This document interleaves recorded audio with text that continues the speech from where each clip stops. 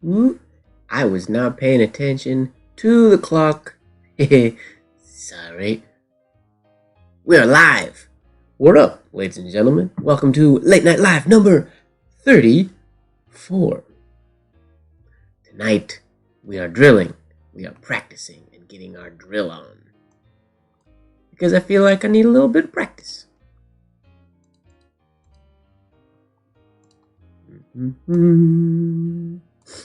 Alright. Got some jive / swing vibes going on tonight. What's going on, Oja Swinny? What up, Nan? Welcome. So, this live, or this little session that I did the other night was super relaxing. I gotta say, I haven't had a writing session that was just like no videos, no anything.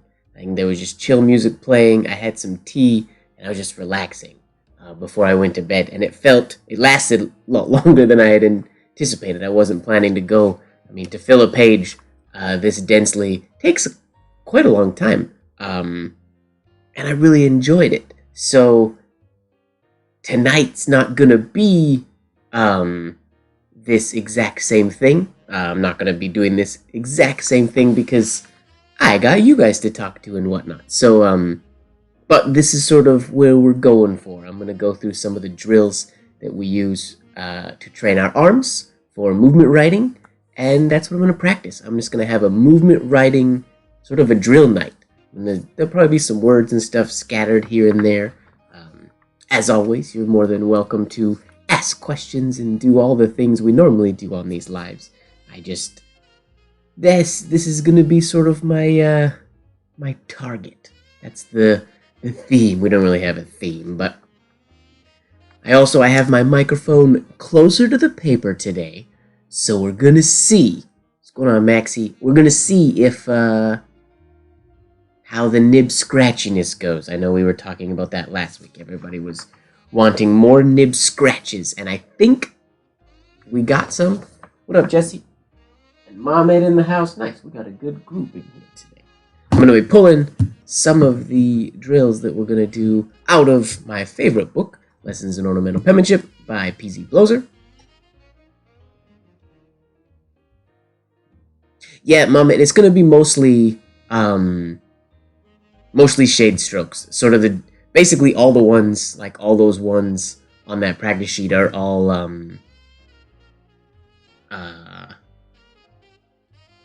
just good stem strokes, like the Z stroke, the Z shade stroke, the stem we use for the M. One thing I didn't do the Z stroke on that sheet of paper, which we're gonna do maybe more of those today. I don't know. It's not really. I'm not gonna be thinking super structured. And since Mom Ed is here, actually, I am using tonight. I've messed with my formula a little bit, and I'm using a gouache that I got from Mom Ed. I mentioned it here last week, but the mix wasn't feeling super awesome.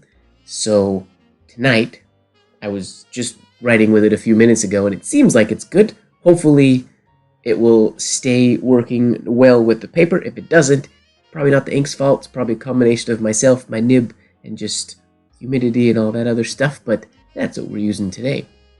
How did I mix? So I mix my ink very non-scientifically. I know a lot of people that have their mixtures. They'll have the proper ratios of water to ink and stuff. Basically what I do, because I know I want a full jar of ink, I will fill a jar almost full with water and then just slowly add in the paste or the crystals and mix until it gets to a consistency that I like. So, super non-scientific, definitely going by the feel. If you asked me how much is in here, I don't know. Just like my walnut crystals, I never know how much crystals I have dissolved in a jar. I was about to, before I started the live, I want to just give this nib, I don't want to grind it at all, but just a little smoothiness. I just want to give it a little touch-up. I was about to do this, and then I realized that it was 9 o'clock. I wasn't paying attention to my clock at all today. I thought I had more time. I'm going to do that right now. And I've shown this before, but I may as well explain it since you're here. So I use this micro mesh pad. They come in a big set. I use the finest one, and this is the only one that I keep right beside me. The whole set is with my tools and with my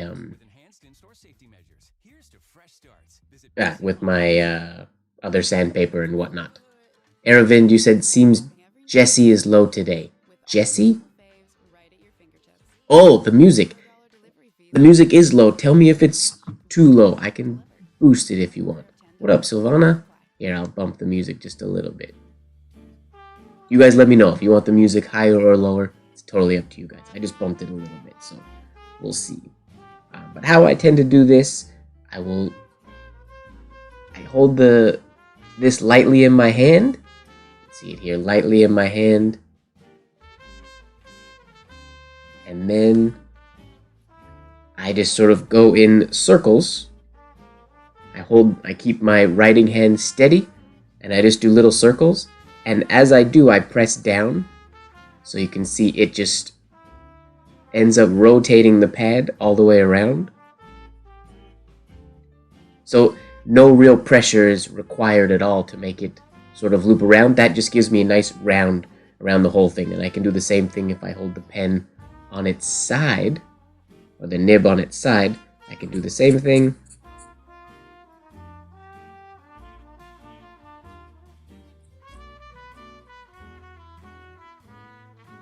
It's just a technique that I like using to get all the way around. And like I said, I'm applying next to no pressure because I don't want to really grind this nib. I just want to see if I can smooth it out just a little bit, because it was feeling a little scratchier than it should. It's a very fine point, so it's never going to feel buttery smooth, but I'd love to get a little bit finer. What number is this micro mesh? I want to say like, what is it, 12,000 or something? Don't quote me on that though, I can't honestly remember. And I recently put away my sandpaper, so I don't actually, it's put away, so I can't grab the rest of them or the one that has the cheat sheet on it.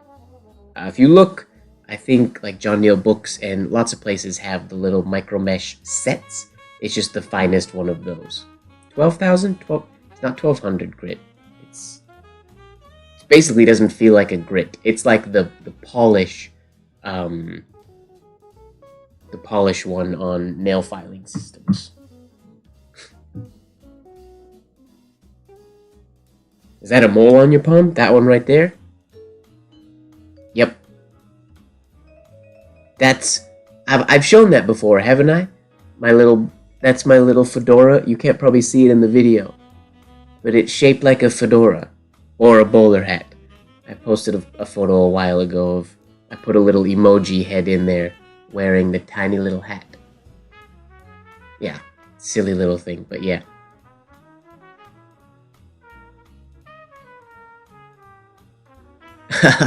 Honestly, Aravind, for a simple method, it's just bent. If you look at the, my way of looking at a nib is always, I have a loop. What is this one? I don't even know what magnification is. I think it's either 30 or 60, 40, can't remember. But just any loop, and I don't really usually look top or bottom. That's what if you're starting a new nib, you'd look at it from the top or the bottom in order to make sure that the tines are centered and whatnot. But when you want to see for the snap, what up, Gloria? If you want to see if they're splayed like that, I look directly. Can I do this in the video? I don't know if I can, but I'll try. My camera might be a little bit too close to focus. But I try to look at it basically like that. You can't see really in the video, but I look directly down the nib. Doesn't matter if it's upside down or not. But I look along the nib from the point, and you find that spot where the point's in focus, and you can see if one side is higher or lower. And usually it's the left tine gets pushed lower, because that's the one that usually catches most of the time on the upstroke. But it could be either or.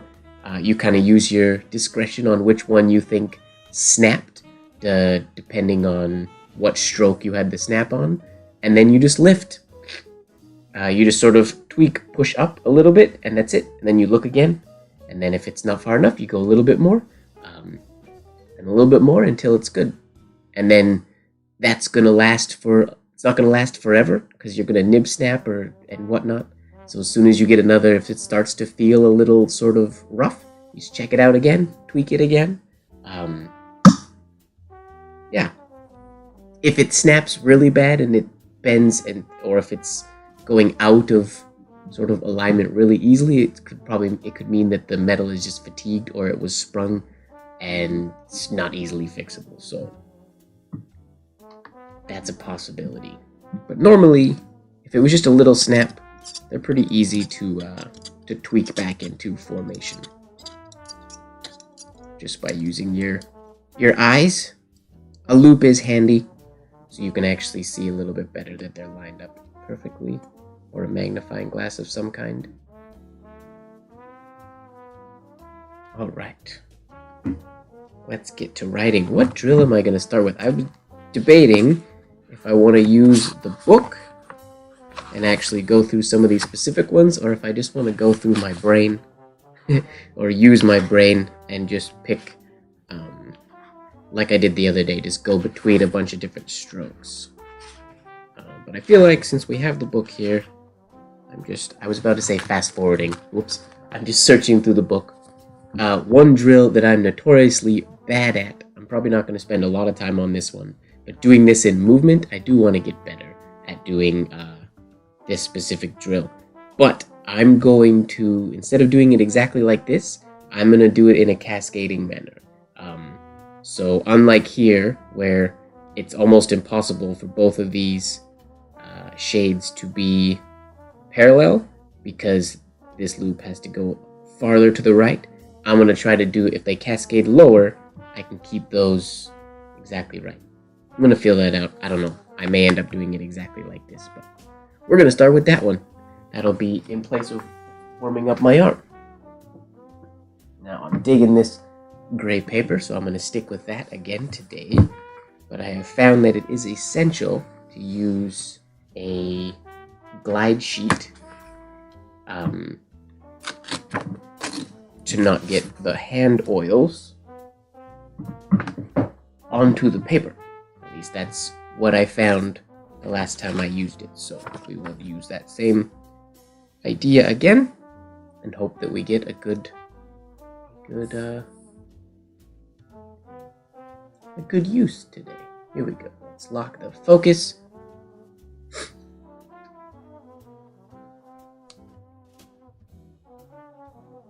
There we go. Your phone camera will work. That helps. I mean, we don't have to be super zoomed in to see the tines.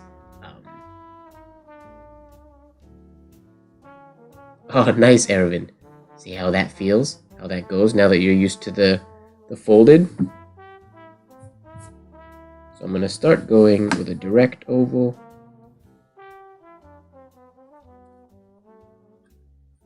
Yeah, just traveling.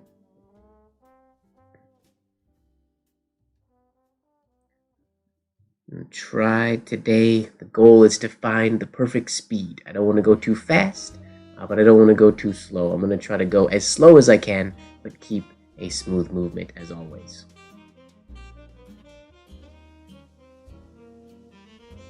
Yeah, Jose, that's perfect. The nail files that have the different grades. I mean, the pink one that I was using is basically the polish pad of a nail file. So those emery boards, or the nail files with like the 7 different levels or whatever, are perfect. They're great and super cost effective. All right, here we go. Moment of truth. Gonna have a good writing day or a bad writing day today? First, we'll just get the arm warmed up.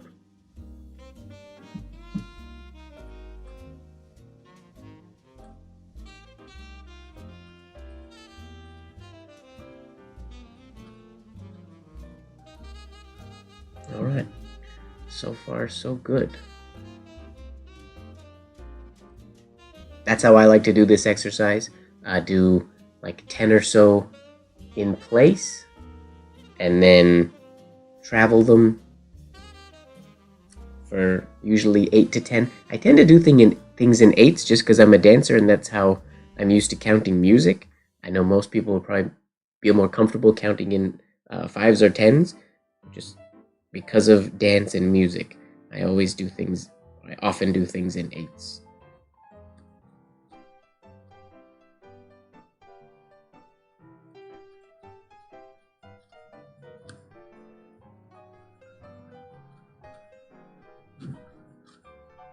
That one was in 12s.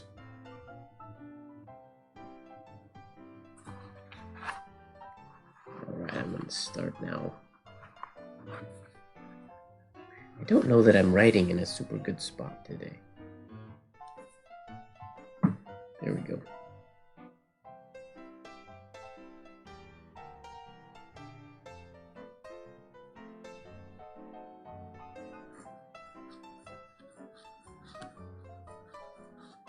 Yeah, I'm not going to do the cascading thing like I said.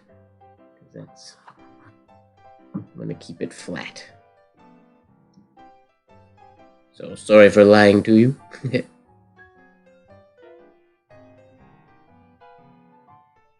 Chill out my arm a little bit.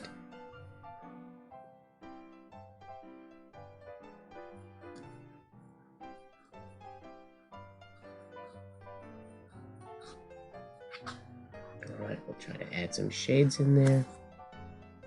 Haha, nice. Good morning. That's fun.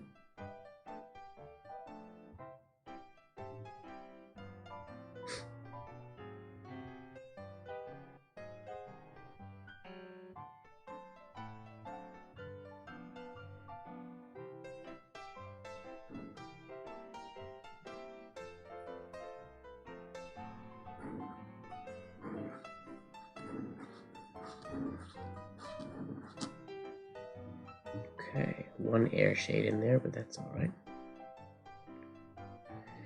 A little quicker.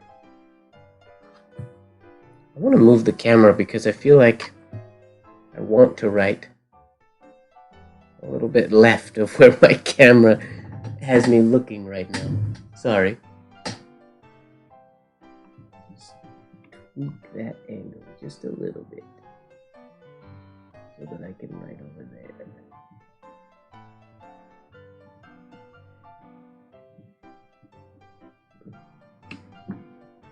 Yeah, that's what Oja Swinny does. That's how she watches. There we go. Angle's a little different, but we can tweak that if we have to later. Alright. Let's see if that feels better.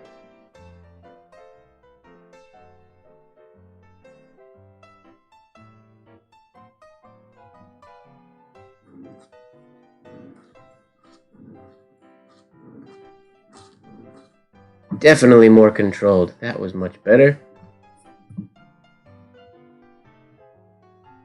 Well, I'm glad you won.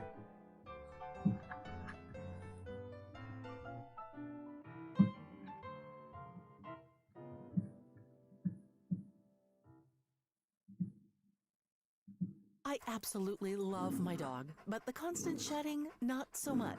But then I got a Swiffer sweeper kit, and it is amazing.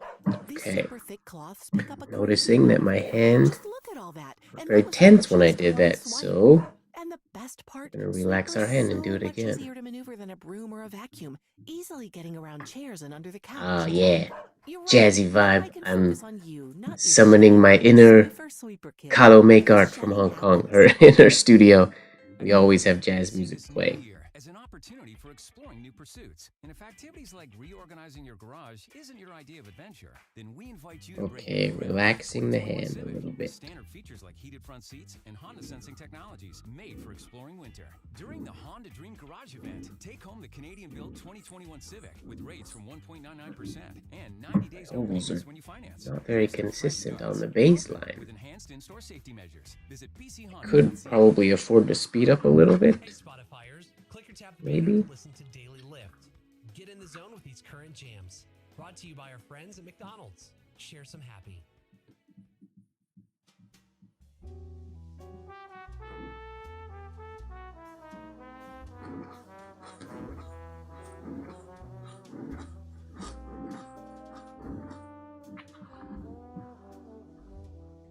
What's going on, Lori?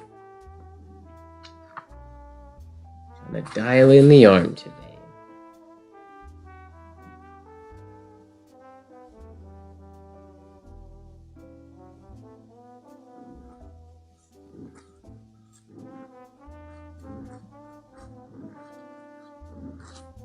Oh, better. Okay, let's try everyone shaded now.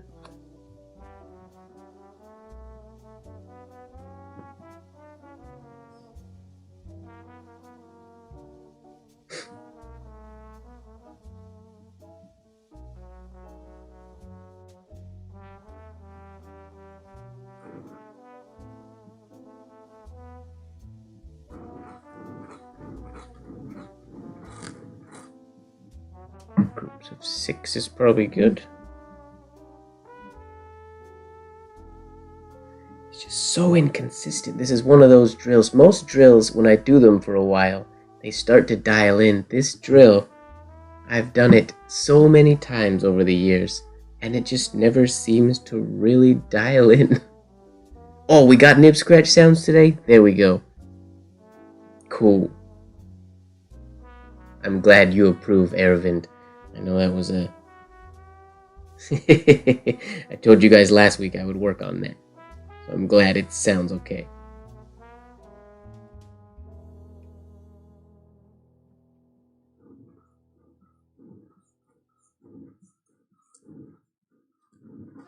Ooh, I was supposed to do every shade, but those are consistent and flat.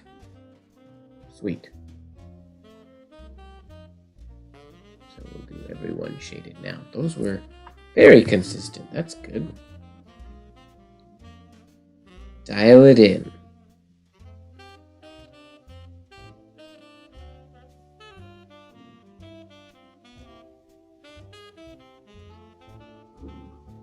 No.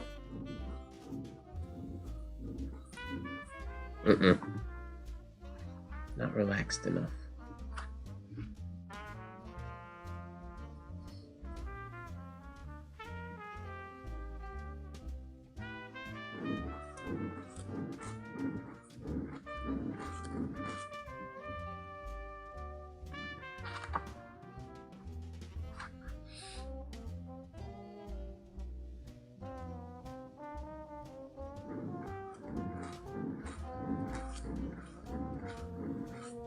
It's a little better. Still dropping quite a bit below the baseline.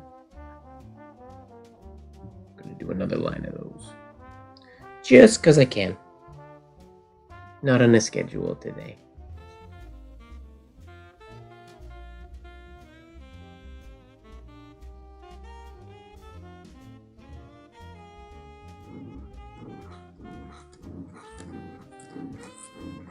There we go. That's a little better. My table moves while I do pretty much everything. Yeah, my table pretty much always moves. It is very, very wobbly, unfortunately. So every time my arm is doing this, my whole table is moving. Is the camera really shaky? Sorry.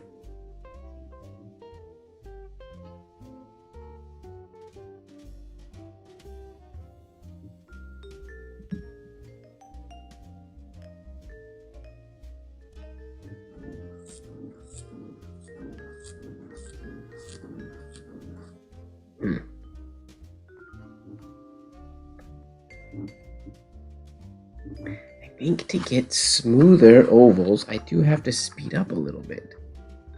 I like the size of the shades I'm getting at this speed, and that will probably go away if I speed up, but I want to get...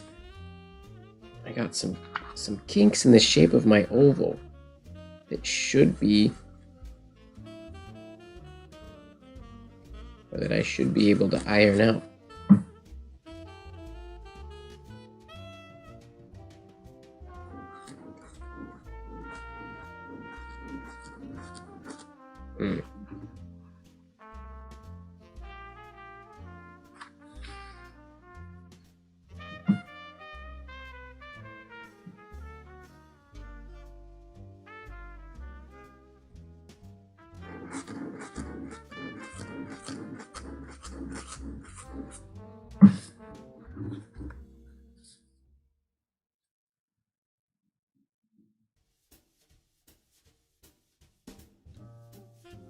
Oh, no, that's, I'm pretty sure that has to do with the fact that my mic is attached to my tripod pole, which is hollow, and I think, yeah, I noticed that when I was recording audio the other day, for that movement writing video that I posted, that my microphone, when placed where it is right now, comes very bassy, which is not the best thing in the world, but I have nothing else I can attach it to right now. I guess I could try attaching it to my desk, but I think it's the arm that is causing the bassiness. I also probably just need a better microphone, to be quite honest.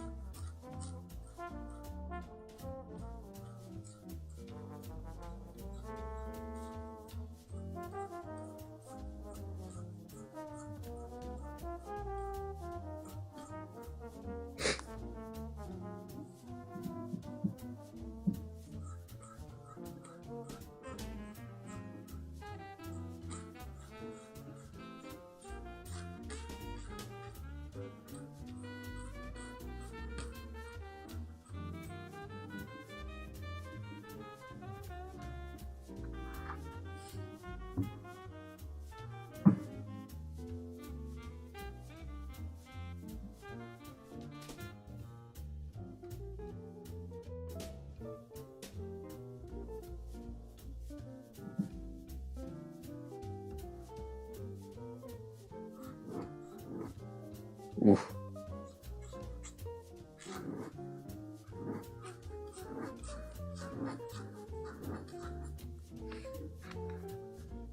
Reversed ovals feel weird today.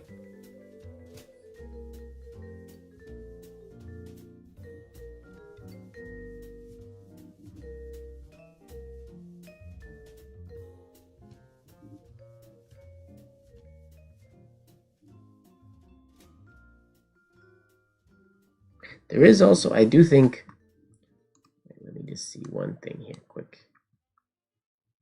I feel like there is a little bit of noise suppression on there right now. I'm pretty sure if I turn that off though, my voice gets too scratchy, so I'm going to leave that turned on. My voice doesn't sound good when I let that turn off. So we're going to keep that on. Hello, Miss Marilyn. Okay, here we go.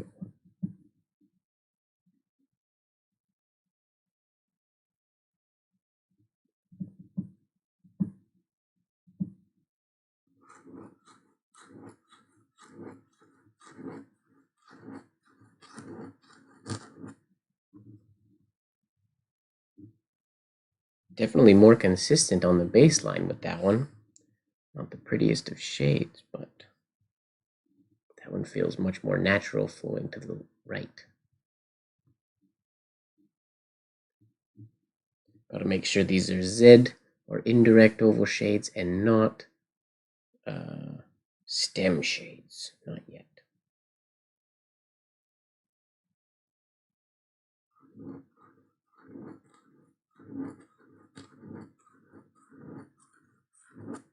What happened to our music?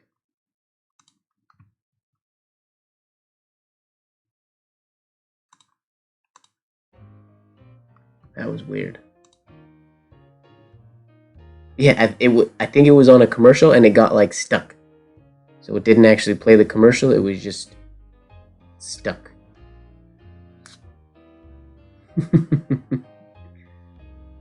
That's how I categorize my nibs as level of bass. Gelot 303? Oh, that's a bassy nib. Hunt 101? That's pretty bassy too. Leonard Principle? A little bit of trouble on that guy, but you can get some good bass. I know this microphone is quite low-end heavy as well. Which is normally good for talking because I don't like my voice to sound super high and mid-rangey, but doesn't probably get the best sounds for scratchiness.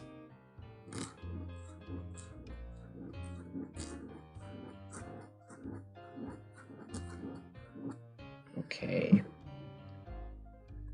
This is one of those perfect instances where I have to remind myself as I'm writing to not be using my fingers. I mean, you can use your fingers. For me, the flow of my ovals are much better if it's the down with my whole arm pressing down into the table, creating those shades, and the grip of the thumb and the forefinger, rather than pressing down with the index finger. The index finger does not work as much as you think it would.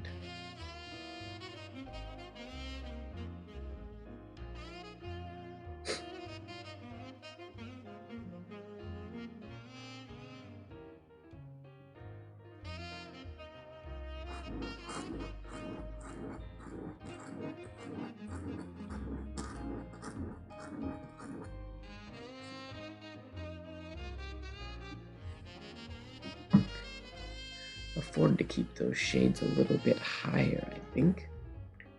Raise my desk a little bit too.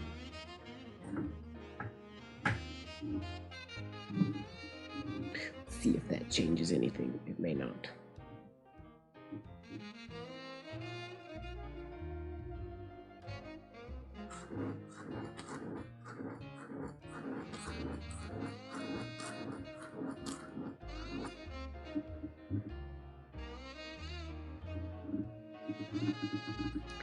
Not nearly as consistent as I would like.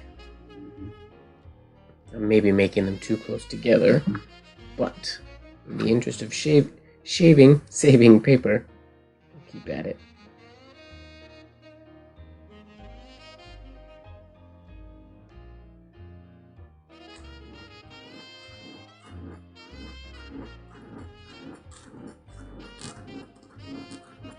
There we go. It's good. Once I get a good flow going, the ovals feel consistent. It's funny, when I hit about halfway, pretty much every time, things start to go a little, the shades drop a little lower, so I'm wondering if I should be only doing half as many.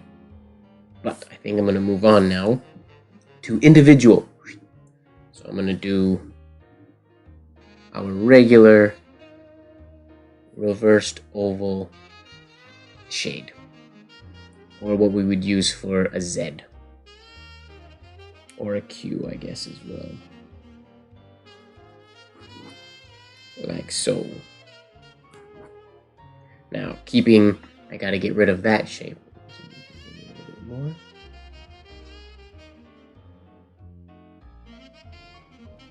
This is one of the shapes. This is like a wannabe stem shade, but still stuck in the world of reversed oval shade, which is nothing. It should be one or the other.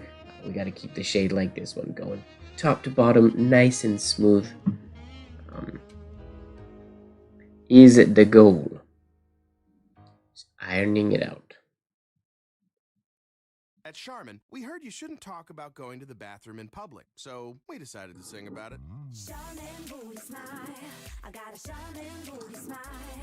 My ultra soft, I got a Charmin booty smile. Smiling ear to ear, the CP's magnet. There we go.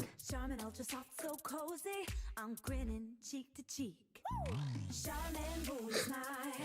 Charmin Ultra Soft is softer than ever. Enjoy the go with Charmin. At Honda, we see each new year as a chance to explore the unexplored. And we're not talking those areas of the garage you've been meaning to tidy up. This year, we invite you to break new ground with a Canadian-built CR-V with intelligent all-wheel drive and Honda sensing technologies made for exploring beyond your backyard. During the Honda Dream Garage event, take home remaining 2020 CR-V models with up to a $1,500 Honda. I feel like there's more commercials than normal, or maybe I'm just noticing them more than I normally do.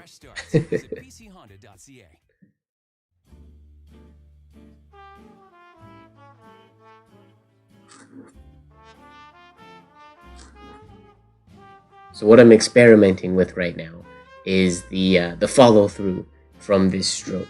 You can see a couple of these, like example, this one right here, and this one over here. They're continuing up because I'm trying to see. I know when I do a cascading motion, if I keep the movement of my arm going in a circle or in an oval like that, it's gonna have a better chance of getting the nice top to bottom shade and not a stem shade. my muscles are trained that when they cut off on the baseline, they're used to cutting off into a stem shade. So I'm trying to see if I can keep the flow going and just lifting off the page at the right moment. So a couple of these, they're obviously going too far. They're coming off the paper. But I'm seeing if I can pull up at the exact right spot so that I can keep that flow looking nice and smooth. But, yeah, smoother, I guess.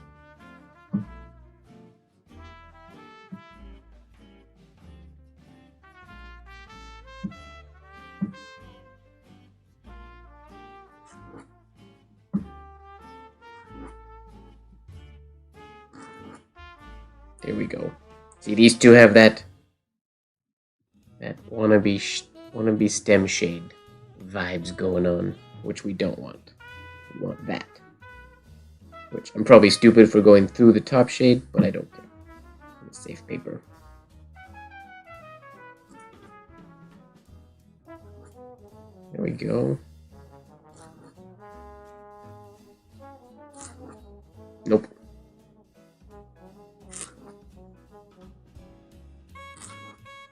There. Yeah. That's the idea, those two. Oh, you guys couldn't see those. Sorry. Yeah, they're definitely boomerang shades. True story.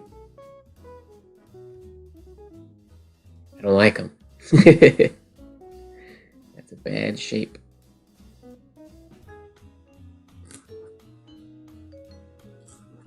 Nope.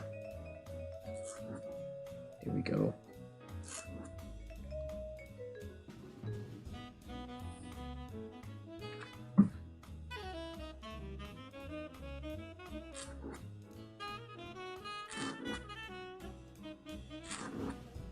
Nice.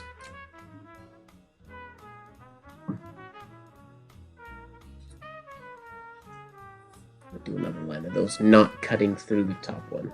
So I'm definitely pulling, well, you can see, I'm fully pulling dried ink out of the shade above.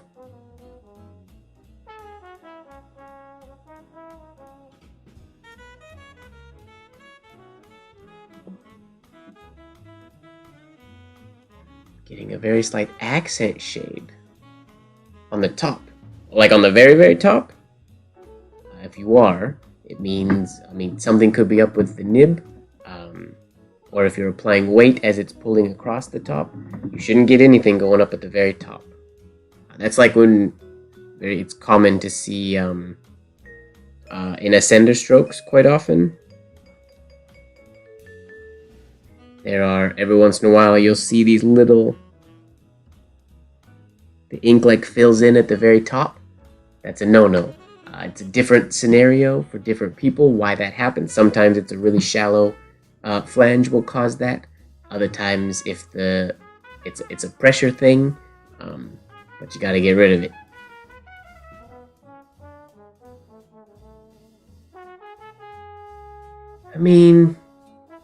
I feel like there's something actually causing it. Usually, most of the time.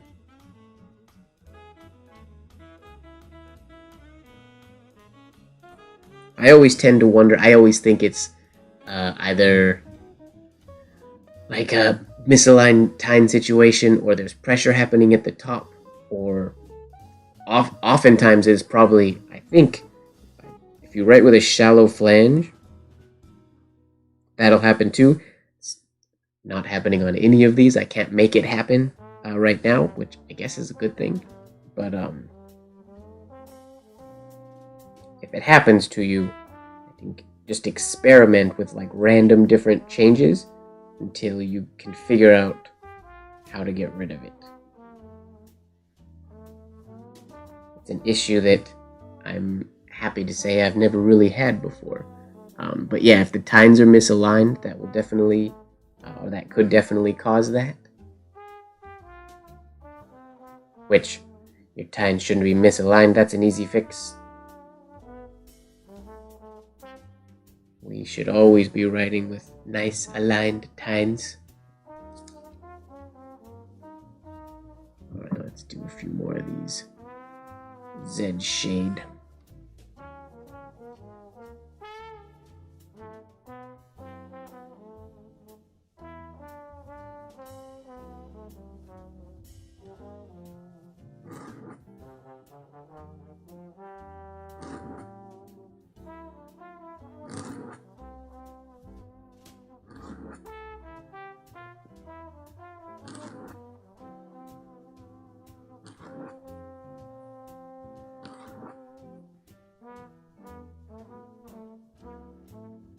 Yay. Not getting a lot of boomerangs. What up, Villas?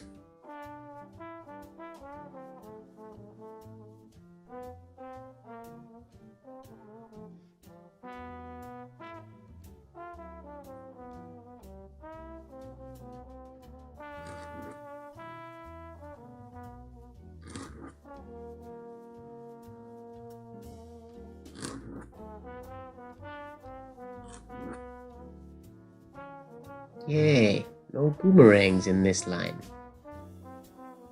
Woohoo!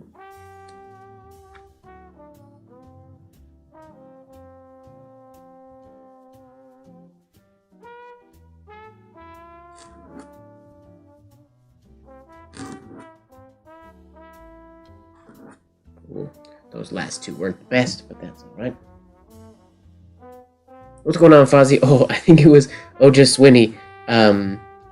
Going to the term for when shades, I'm doing like a Z shade, when they get this weird, that shape in them. She called it a boomerang shade, and that I like it because that is what that looks like. It's a very boomerang shape instead of being nice and round and evenly tapered. So I'm just going to call that a boomerang from now on because it works. It's a good way to describe it.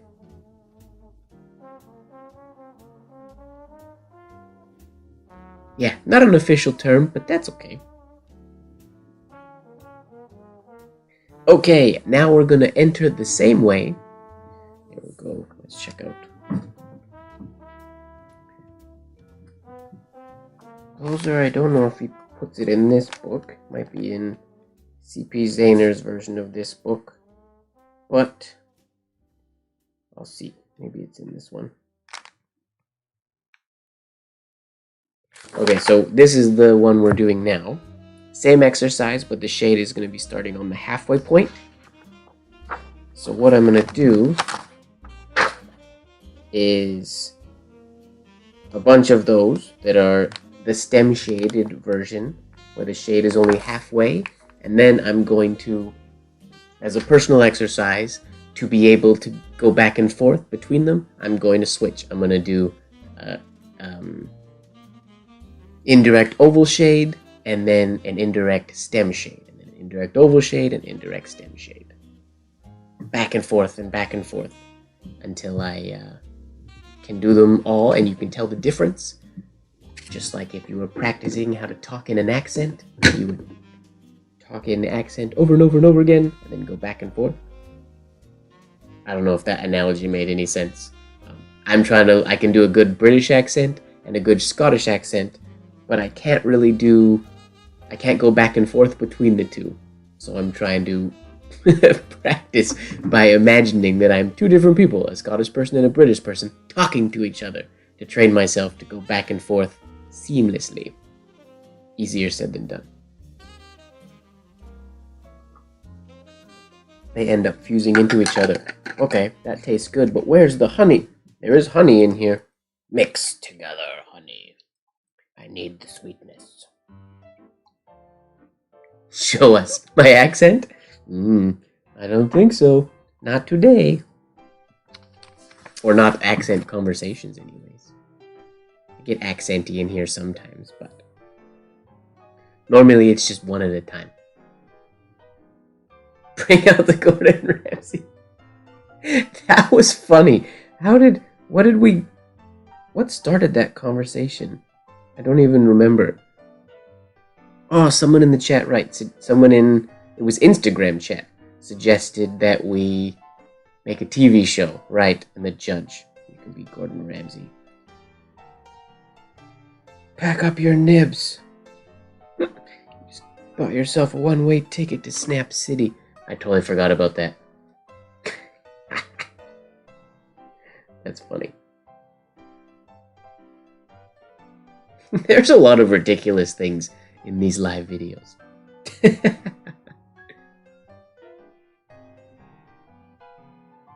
You call that a Z shade? That's a boomerang! I won't drop the F-bomb on live, just in case there are some youngins watching. But, yeah, I like that. That would be it. Boomerangs. No, Fozzie, boomerangs aren't cool. They're bad. Boomerangs in penmanship are bad. I'm gonna make another shirt design that is part of the anti-boomerang club. Or like the there's no crying in baseball. There's no boomerangs in penmanship! Or something to that effect. My microphone keeps hitting the top of the red bar. Is my voice too loud today? Please let me know. I've never had, when I tweak the settings for the nib scratching, my voice makes it hit like the top of the equalizer, and it makes me nervous. I'm not used to seeing the red.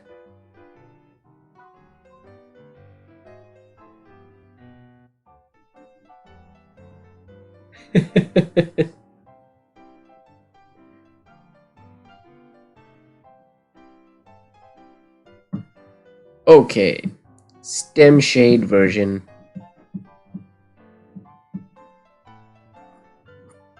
Whoops. See, that's a little boomerangy.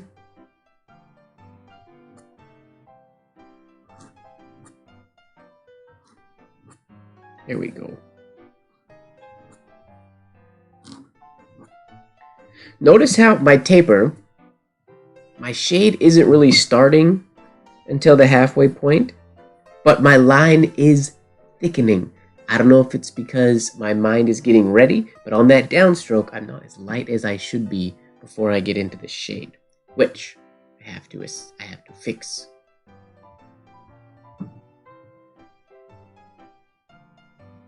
To do that, and I am changing tempo a little bit. It can be helpful to change tempo, but like I've said in the past, I like the idea of everything nice and smooth, which means I could slow down the beginning or speed up the ending. When you're bothered by your mobile company, ideally, you're bothered by everything. Like Jessie and her boyfriend Aaron. Aaron's mindless humming was starting to get to Jessie. His mindless humming was starting to get to me. Me too, Jessie. But since switching to public mobile, where there's rewards, there we go. That's better. Jessie is now free to feel the love again. No contracts, no commitments, and no hidden fees. Save more at publicmobile.ca. $10 Big Ten is back from Scratch and Win. That's why my voice is big. With the Here's what we want. There are 10 big $1 million top prizes. Yes, that's right, 10. And a really big ticket. This is a big deal. Wait. That's a good question. Is the right time supposed to draw the oval and the left time make this swell? So it depends. I always think about it as sort of just the way you think about it. The pen is sort of going to do the same thing regardless of your thinking, but the way I think about it is that my left tine is making the oval shape. So, like, this is the path that I'm creating. Come on, ink. There we go. This is the path I'm making.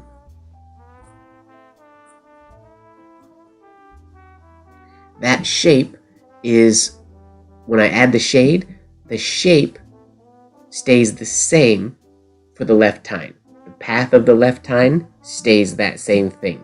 And then when I add my weight, I'm pushing the right tine down to get the shade. Now, some people think about it it's even pressure, and they're coming right in the middle of this, which totally works. It's just the way I imagine it is my left tine being that inside line and my right tine creating the outside line. But there isn't just one way of thinking about it. There is the one way you want it to look, really, or depending on the style of stem shade you're looking for. But the way I imagine it, is my left tine creating that shape. And then when I press down with my right tine, I get that shade that comes out on the right-hand side.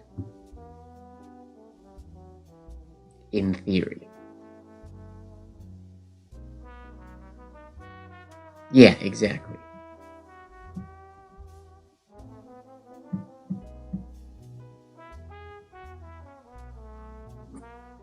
Too early.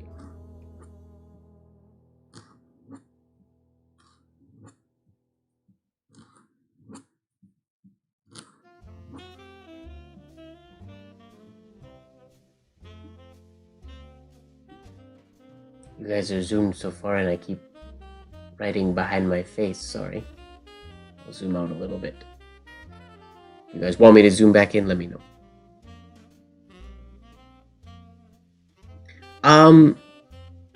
For direct ovals, no.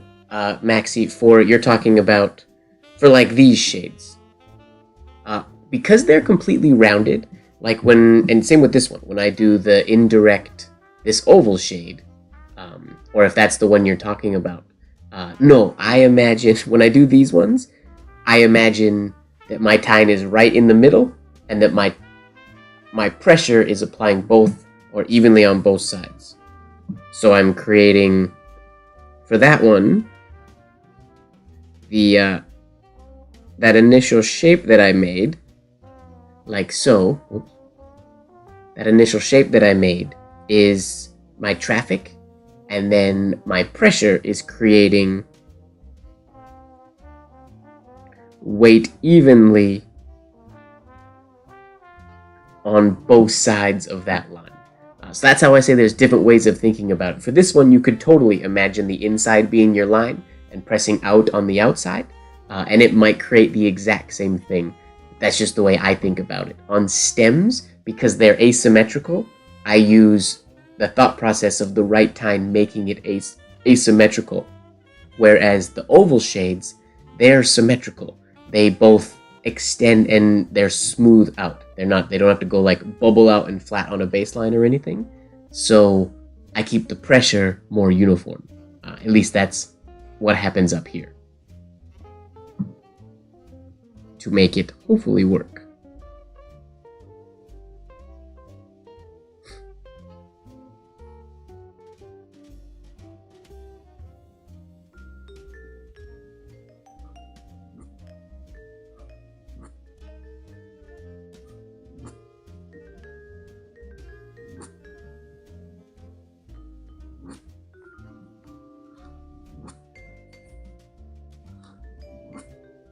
There we go. Well, for most people, it happens automatically. It's I think it's the overthinking doesn't really help it. I get asked that question so often, and I have to teach it that's sort of the way I break down the traffic to most people, because that's the way it makes the most sense to me. Which is, to be honest, most of penmanship in general. I know I analyze a lot of things on my videos, and when we do Sig Sling and Sunday and all of those things, it's super analyze-y, and I create reasons for certain things. But that's not really the way that I analyze and do work. It's solely visual, the same as the way I dance. I just dance. I see, I copy, I think it, and then when I have to teach it, I break it down and explain where the weight transfer is, and I have to sort of reverse engineer what I made up to teach students. Same idea.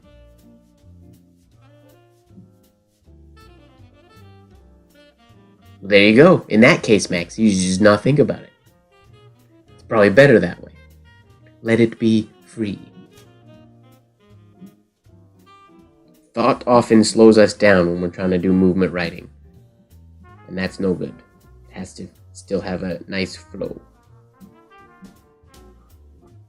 Whoops, boomerang.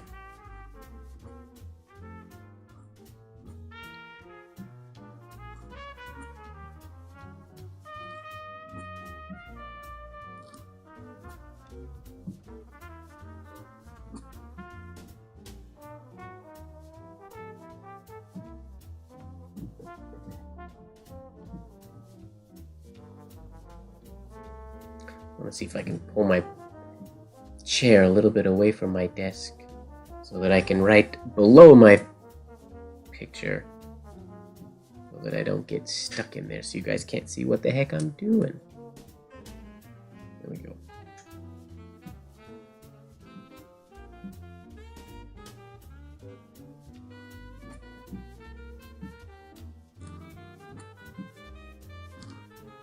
There we go. Nice and smooth. No tempo change required.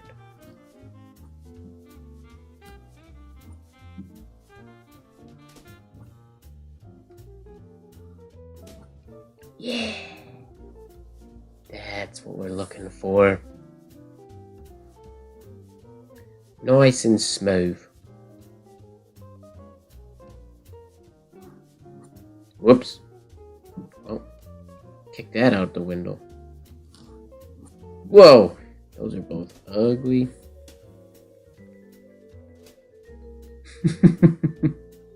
Famous last words. Nice and smooth. Cue car crash sound.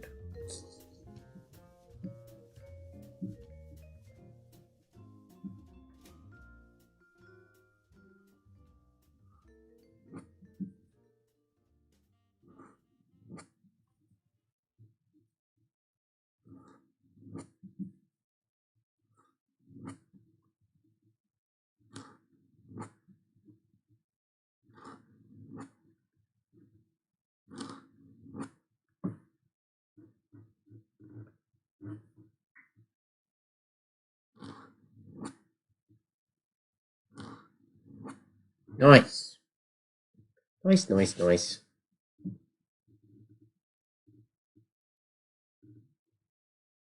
Oh, the music did it again. This is the second time it's paused today. What gives, music? Ah. Yeah, the accents come out every once in a while. If I'm feeling fancy, it'll come out, but not very often.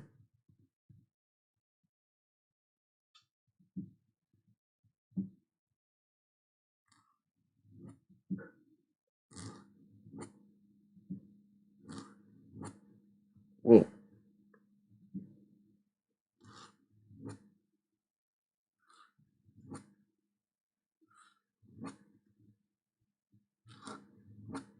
What gives, Spotify? What's going on here? That's the second time it's done that tonight. That's unacceptable. What is it?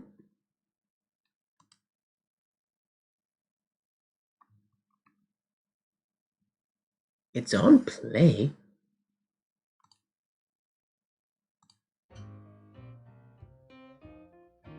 Oh, this is just a short playlist. And it hit the end of the playlist. Oh. Just a sec. That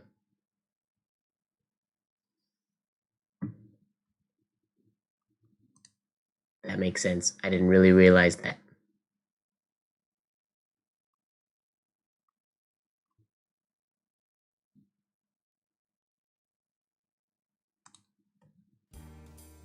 Let's see if this is good. Over 1 hour of restaurant jazz music for your project. Yeah, we'll call this a project. Why not? We'll say continue. Sure. See how this works. Sorry about that, everybody.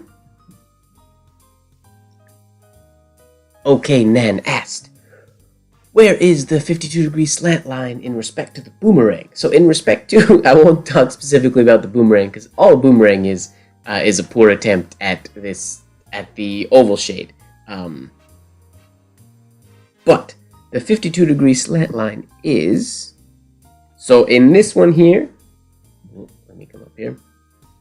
In the stem shade that we were doing, our 52-degree slant line, or in my case, normally about 48 when I'm writing without guides. 48 is what sort of happens most natural to me. That is this line right here. That I'm doing my oval doing my oval up, and then I round into that 52, and then I come down and around. So it sits right there. So you could also say that it's sort of bisecting the oval that you're creating. I usually think about it on that downstroke of the stem, because that helps me get my downstroke be a little more flat along that slant line. Now when it's rounded, so if we have a stroke like this one here, for example, you take that as just like it was an oval. So when that's bisected, that oval there is bisected on the slant line.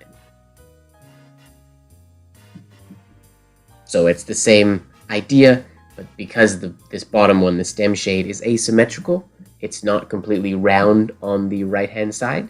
So that's why I tend to think of my slant line being on that downstroke rather than bisecting the oval, because the oval's already asymmetrical. So bisecting it is weird.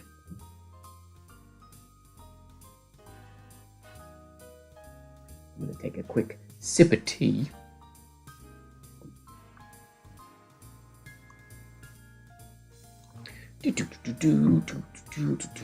Sorry, I missed some chat up there while I was answering Nan.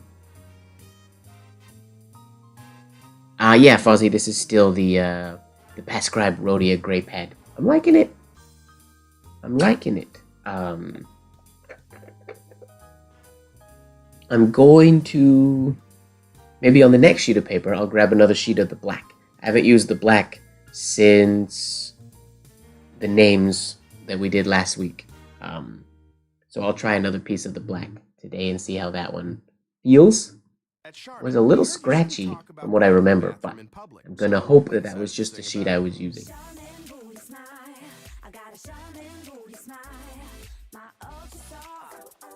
There we go. Little bit of green tea with honey.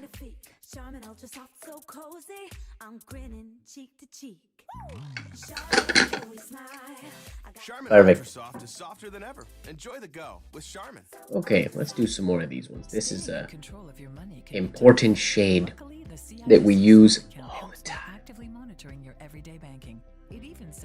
Rarely do I use it in its plain form like this without a stroke coming before it, but that's how we build the foundation. This is the foundation stroke. And we build upon it to create our flourishes and everything. That's not just smart, that's everyday smart from CIBC. Whoa, what happened? Learn more at cibc.com/smart. At playnow.com, your adventure is just a click away. Explore hundreds of casino games. See if your lotto numbers come out on top. And place a sports bet on your favorite teams. Oh, that was too sharp on top. Oopsies. Your one-stop online gambling spot. 19 plus to play. Know your limit, play within it.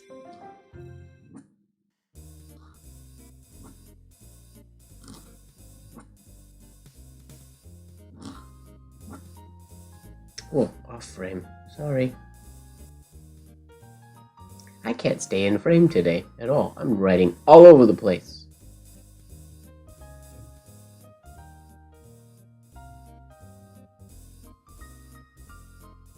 Ooh, weekend in the mountains. That sounds lovely.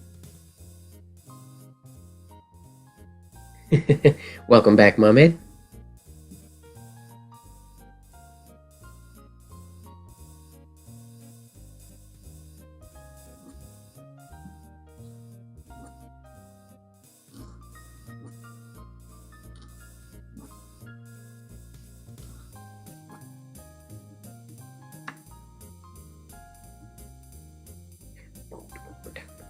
Oh, good night, Maxie. Thanks for hanging out.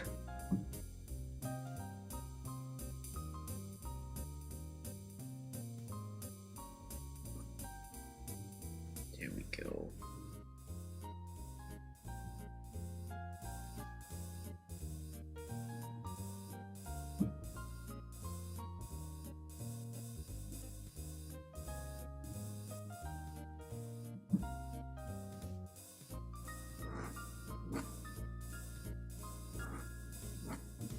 Nope, too long. On the bottom.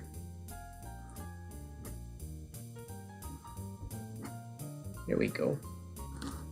Let's make our shades a little bigger now. Add some beef to them and see if we can keep the shape good.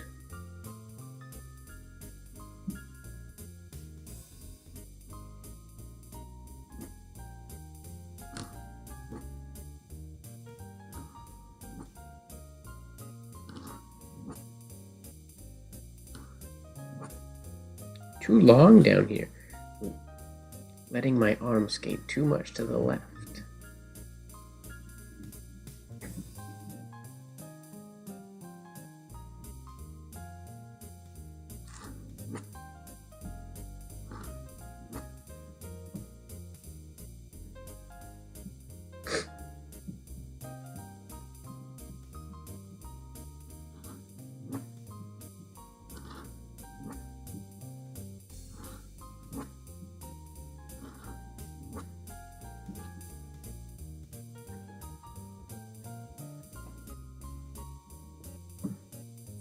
Alright. Now, to start building a flourish off, not a flourish, but a new entry, I'm going to start extending this entry to here. So it's going to loop from just below the baseline over and around. Now what this trains, this is the exercise that I do when I'm trying to replicate the famous Mataraz letter that Blozer wrote. The first M in Mataraz, at the beginning of the letter, he does an entry stroke this way, but it's fascinating to me because, not fascinating, it's interesting, because this is an angled oval here, but he transitions, when he gets at the baseline, it's a horizontal oval here. Whereas normally, this would go either from like a cascading type of a situation from an angle, but you can very much tell it goes from this angle to a perfectly horizontal oval. So making that transition quick right at the beginning is kind of a challenge. So, as an excuse, I'm going to do that one. Oh, and I also didn't do the back and forth yet. I'll do that in a little bit, I guess.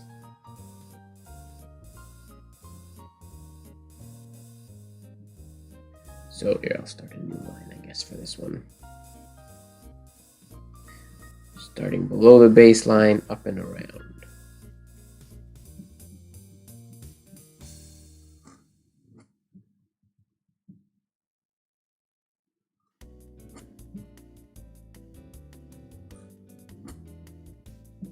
See how this ends up, the way mine looks, it still looks like it's part of an angled oval.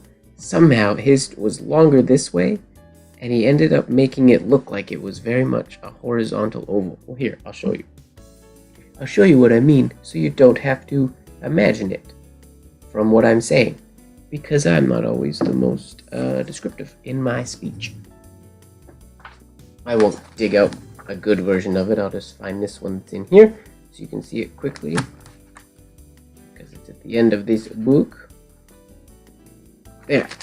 Also, he did, I guess it's a double loop, but if you look here, how far, like from here to here is basically round.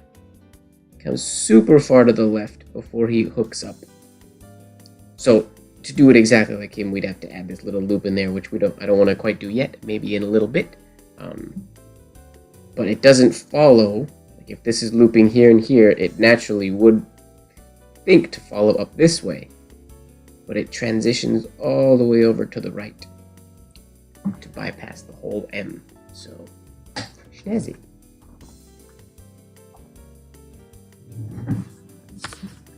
Intentional? Probably not necessarily, but I like the way it looks. I'm trying to figure it out.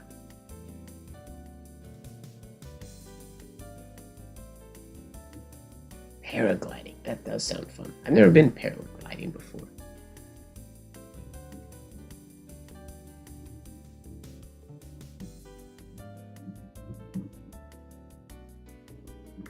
Okay. Whoops. Dipped my finger in ink by accident. Okay, long horizontal oval going into it.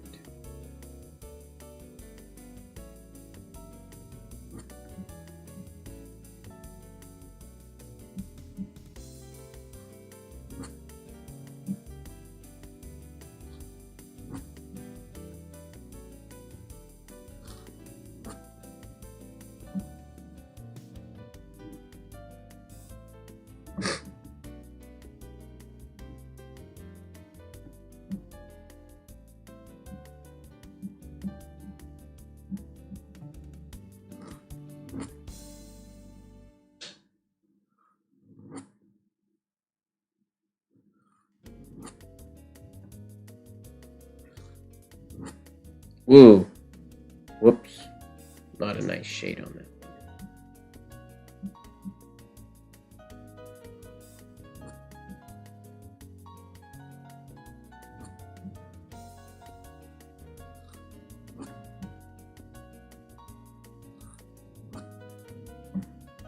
Starting my shades a little on the early side, Mike. It is a very big horizontal oval. Like, it goes... Like, these aren't even far enough for the way he did it. Because, like, you would have the M coming off of here. And it goes all the way to where the A is. Which is all the way there. It's almost like if you imagine...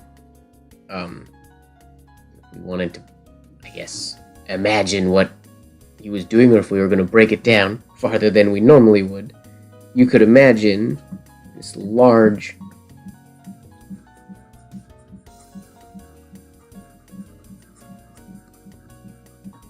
a large oval that extends below the baseline, starting from here, coming up and around, but then transitioning out of that to get into your stem, potentially. But the thing that doesn't really work, because his was not this flowy at the bottom. It was more of an abrupt, like it goes down so quickly. Again, we'll look at it one more time. Oops. Like it dips down so quickly. It's not a smooth flowing horizontal oval. It's down almost like a Kanan-esque round stroke instead of an oval. Like, interesting. We call ovals ovals.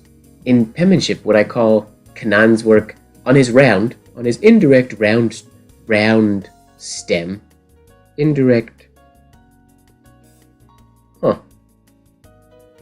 Never thought about that before. Feels weird substituting the word round for oval, even though it's the same thing.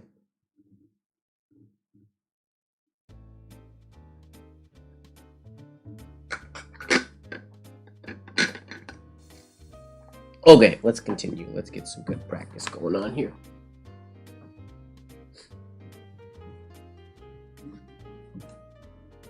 That's what tonight is all about. Repetition, building the muscles. To be able to do these strokes all the time. I'm not going to worry too much about doing it exactly like he had it there. I'm just going to extend that entry stroke from below the baseline.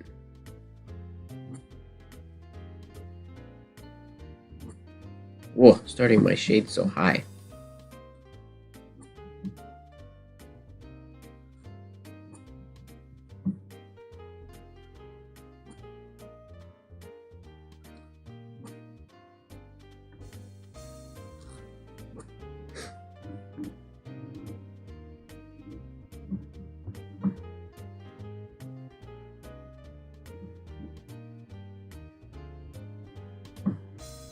Yeah, Fuzzy, exactly. It does look like that.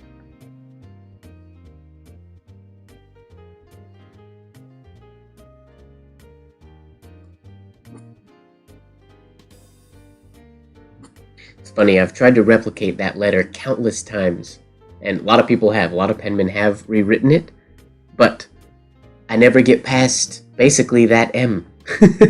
Normally I get stumped on the very first, the O. Always gets me at the very, very top of the letter.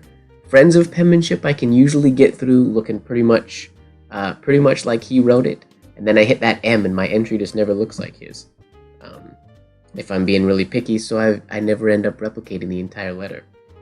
The spacing on that letter is super hard. It's like magic. It's weird. It's so condensed, but it doesn't look condensed. It's truly. It's cool. It's like magic a little bit.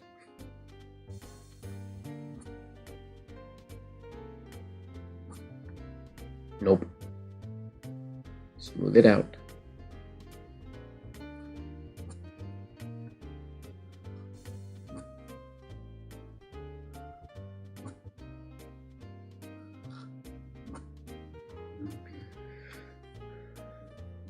Alright, now I'm going to do a couple lines. I'm going to go back to just the standard one, starting on the baseline, going back and forth between oval shade, stem shade, oval shade, stem shade.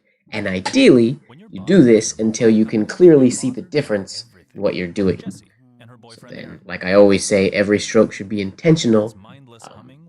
You can write an M that looks like this, Me too, Jesse. But since switching to public mobile, where there's and get away with it. You can also write a Z or a Z that looks like this, no contracts, no commitments, and you can get away with it. Those are technically, that's an ugly shade, but those are the wrong shades for those letters, but you can get away with it. So, we don't want to get away with things. We want to be able to do it exactly right every time we try to do it. So, we train, going back and forth between the two. So we become flexible.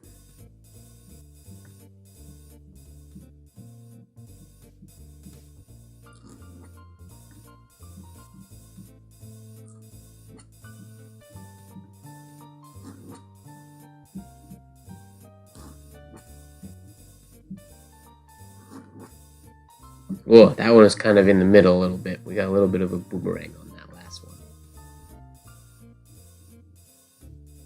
It would be easier to notice or to tell the difference too if I was writing a little bit bigger. The lines are pretty small on these pads. So there's not a lot of... I could do 3 high, I suppose, but there's not a lot of room to get the difference between starting the halfway point. It makes for a pretty quick shade. Rather challenging.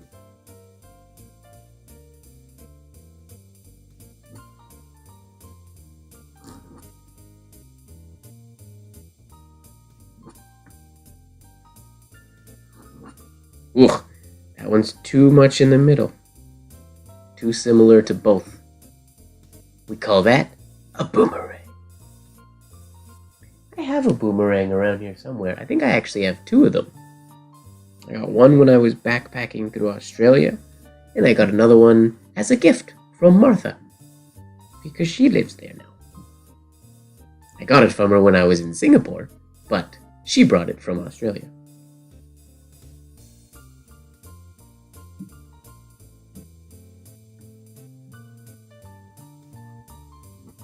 Ugh, ugly shade. What is happening? Fix it. Thank you.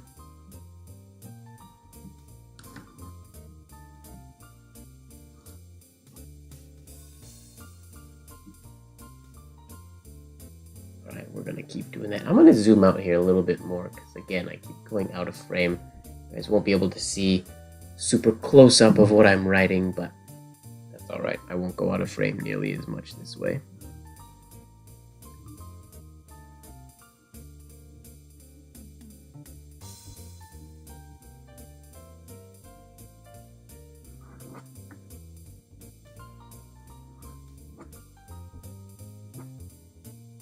What happened?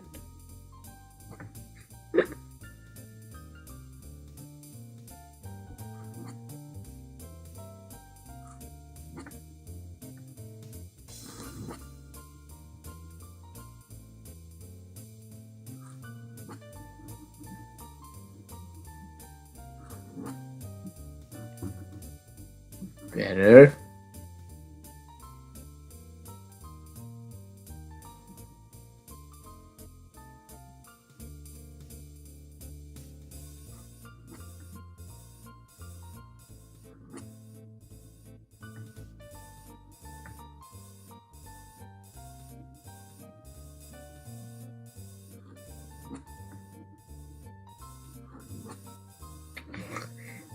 It ends up being I end up crossing over this way too much instead of keeping the oval flow. Instead of coming down here, I get excited and I go off to the left when I do the reversed oval shade. Unfortunately, I gotta stop doing that.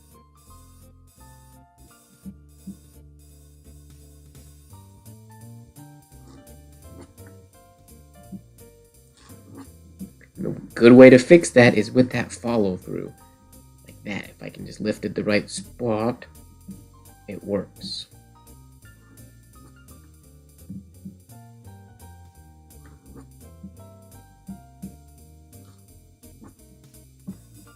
The idea.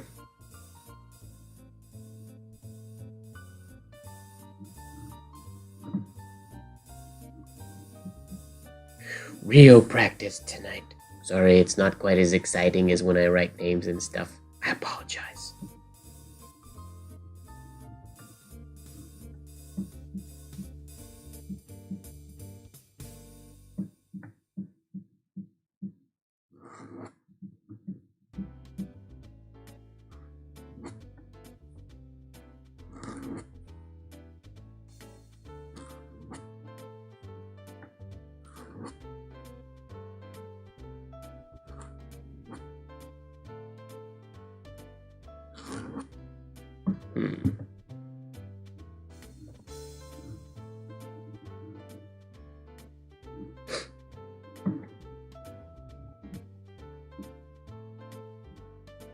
Another boomerang shaped one.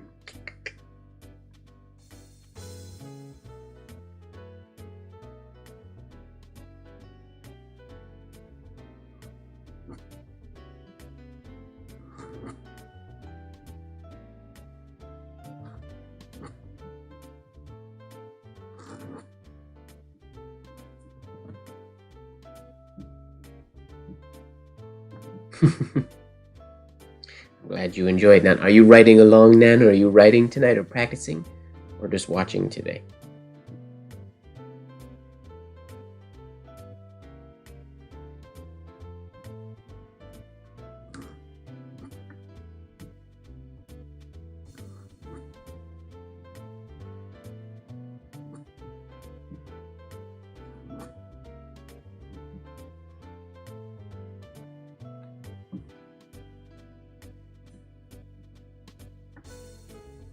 Okay, let's change it up.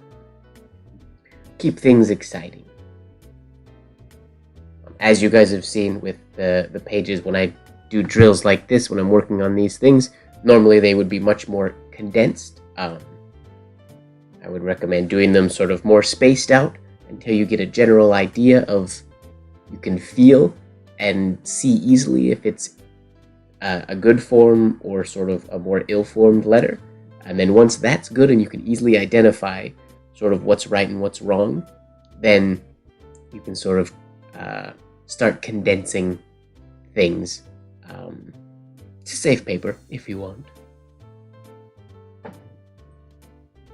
Okay, what's next?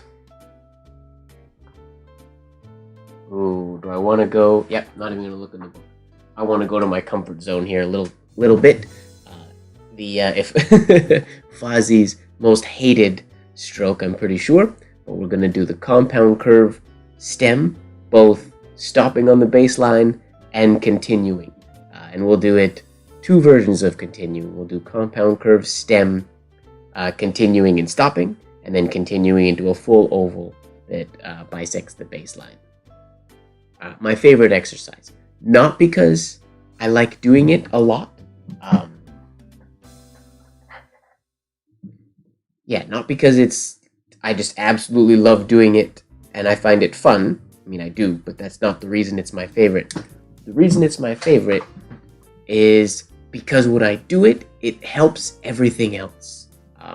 When I do a bunch of these and then I go to other letters or I write names or something, my hand just feels more woken up and ready to write when I do them. So I feel like it's a good helping drill.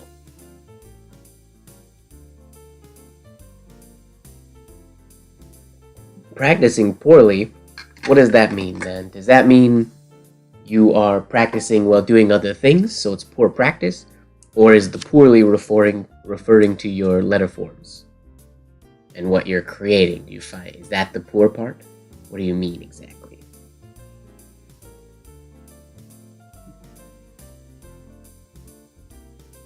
Alright, we'll do this one starting on the baseline. Or just stopping on the baseline, I mean.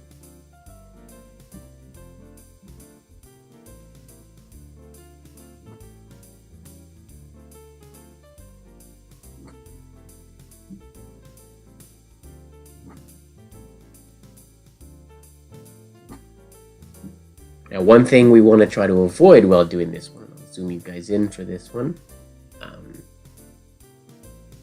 One of the things that happens very naturally on this one when we're not looping through is we get this type of a shape. Here, I'll try to create an example of it. There.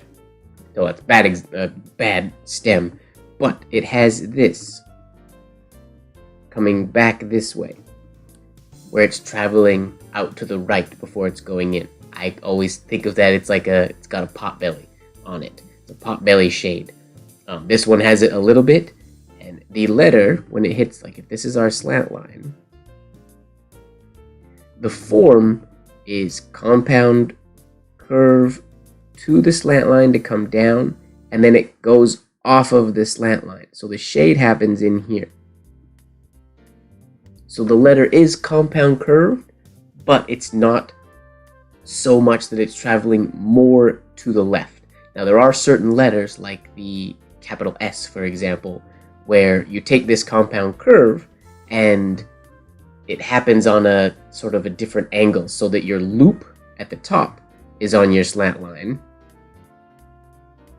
like this, so that your compound curve then is this to create your S stroke. But if you look at the shape of this compound to this compound, it is the same thing. This one is just rotated more vertical. So it's the idea here is this line here.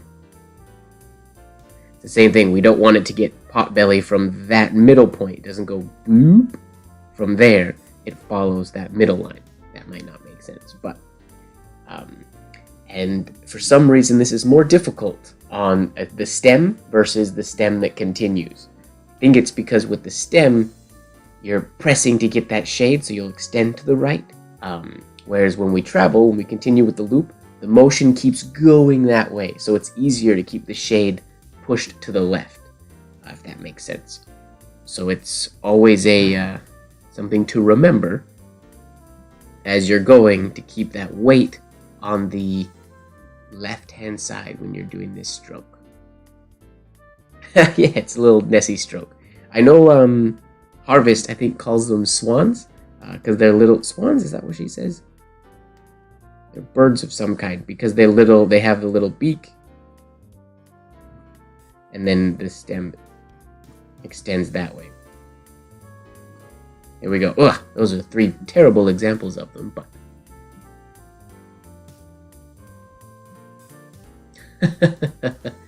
that's okay, Nan. There's no. If that's what you're talking about, then the forms, them being poor isn't an issue. That's not the problem.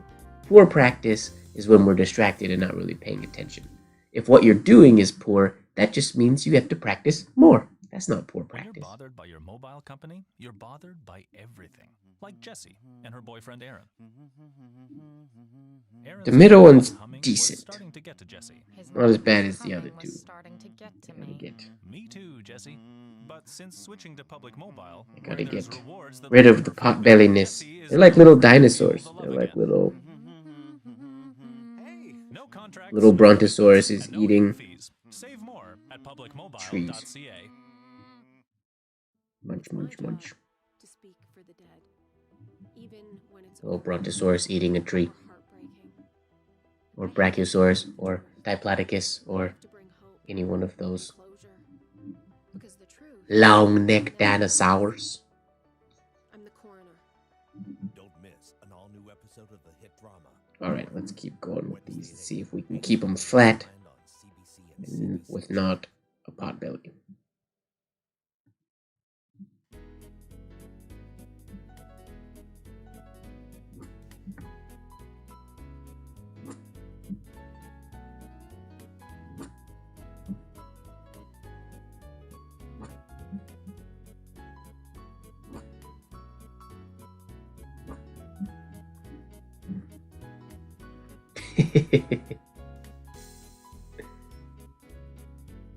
That should be another line of t-shirts.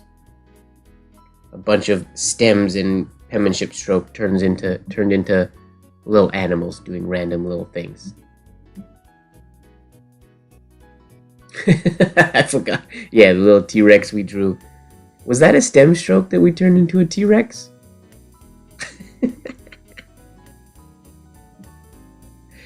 No, that was a while ago.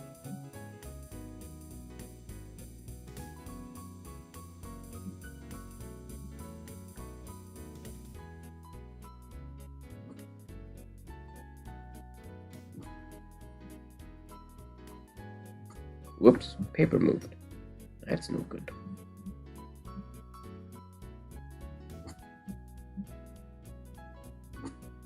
See, Potbelly.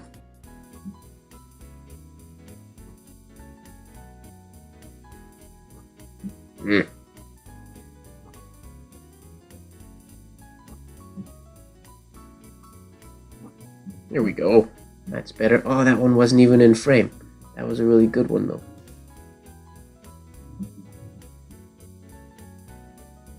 Yeah, I remember drawing the dinosaur. That was a very long time ago. I've turned letter forms into all sorts of random things, apparently. That's a good one. And it was off camera, so... Sorry.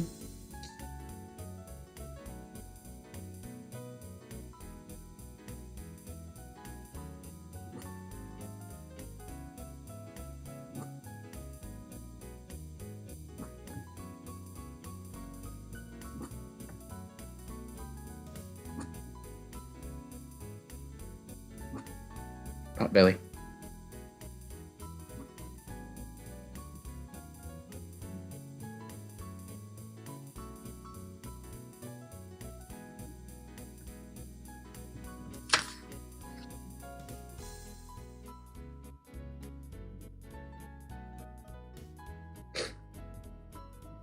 I'll hold the page in a weird way this time. Because I'm at the bottom. Actually, save some paper, we'll come up here.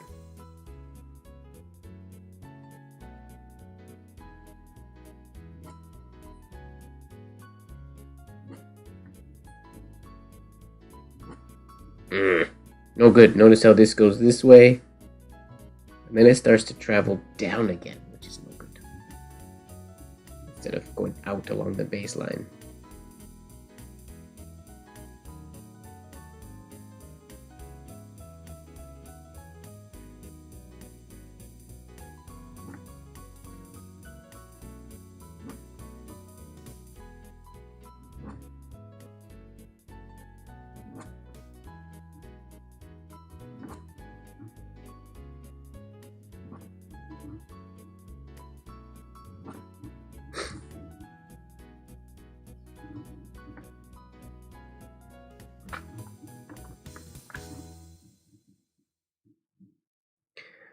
Yeah, the way I like to have them do, because it's a stem stroke, so the way I try to do them is so, yeah, that left tine is coming nice and curved like so, and it's going flat along the baseline, and then rounded to be on that slant line. So it's that asymmetrical shade, which is what I try to go for, just like a stem shade. Some people like the more rounded, ones. I like to them. I mean, these ones end up being relatively round, but I like when they have that nice asymmetrical cut in them.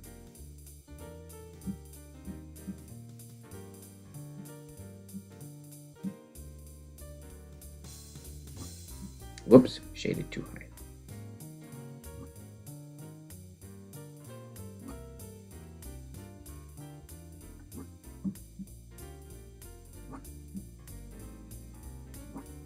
Here we go. Okay, let's get a new sheet of paper. I'm going to try the black sheet. The black sheet of paper and see how it works. Everybody cross your fingers. Oh, it's buried right now. Where's the black pen? It's buried under the unsightly stack of paper right down there, out of view.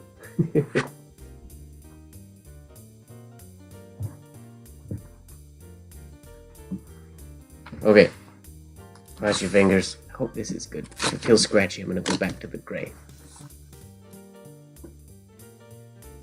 But I will hope for the best. Don't be scratchy, don't be scratchy, don't be scratchy, don't be scratchy. Oh, I forgot how hard these lines were to see as well.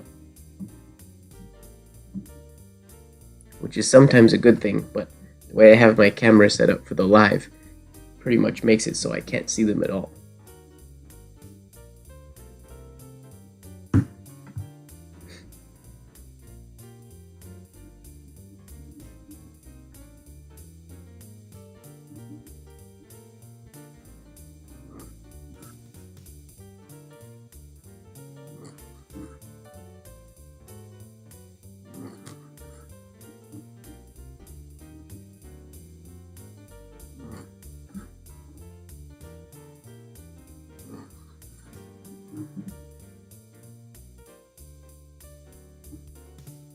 Ooh.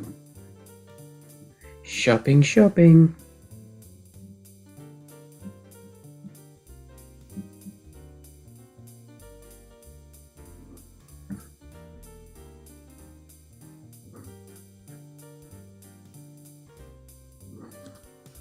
Whoops.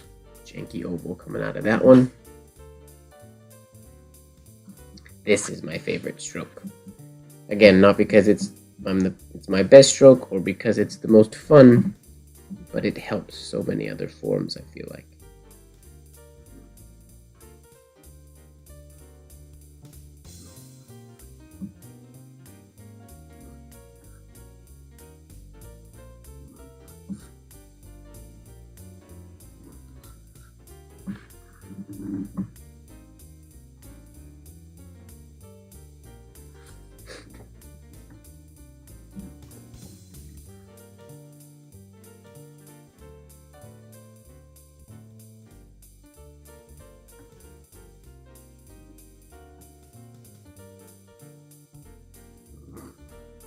Whoops, not a big enough oval.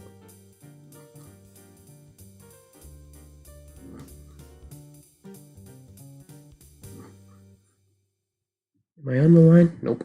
Darn. I can't see it.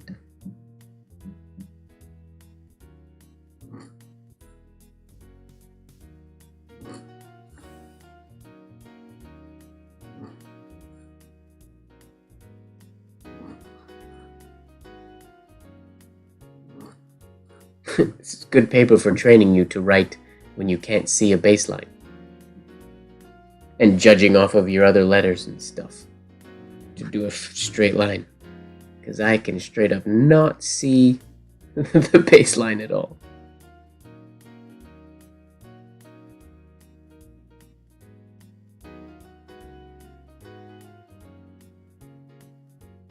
Right on, Marilyn, that's great. 55 degrees for copper plate.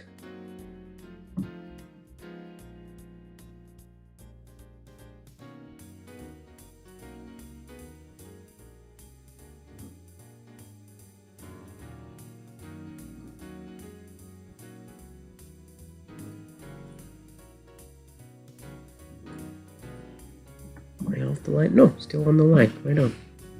That's cool. You can go and be like, I think I'm on the line. And then you check. Cool. Kinda neat.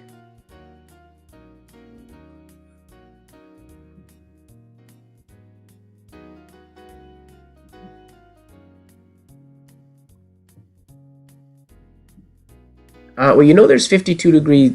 I have guides on my website. If you're looking for just a printable 52 degree slant guide, I have... What do I have? 52, 48, and 45 degree slant lines in a dark version and a light version at different size rulings, depending on if you want to write directly on it or if you want to use it as an undersheet. You can go there in the archive section of my website, I believe, are downloadable from.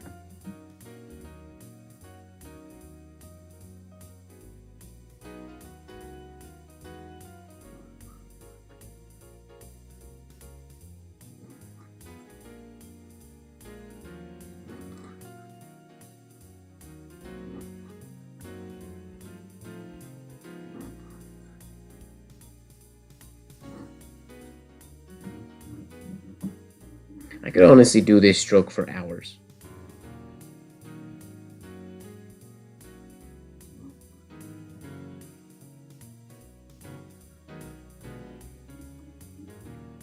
I find it relaxing, and I was horrible at it when I first started, when I first tried it, and now I feel these are all pretty passable. I do need to work on getting my shades a little bit bigger in them. Marilyn, MrMGWard.com. And then if you go to the archive, there'll be printable guidelines there.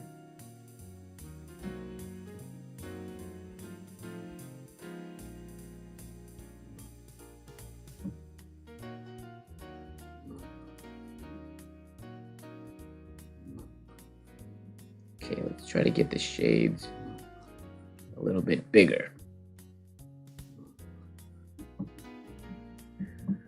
Can't see the slant line. Still on, well, not slant line, the baseline. Okay, I want to get the shades bigger, but not start them higher. Or, yeah, I'll start them in the same spot, keep them nice and flat, just larger.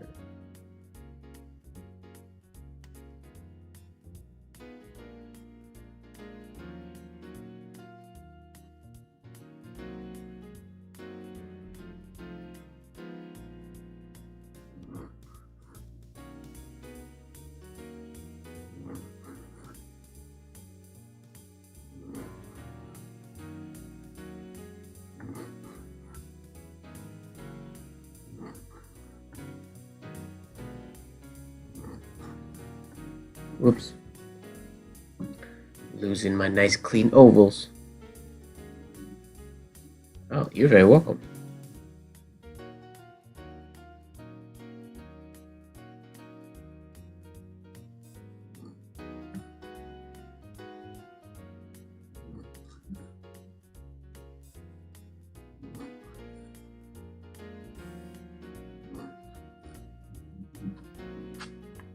Huh.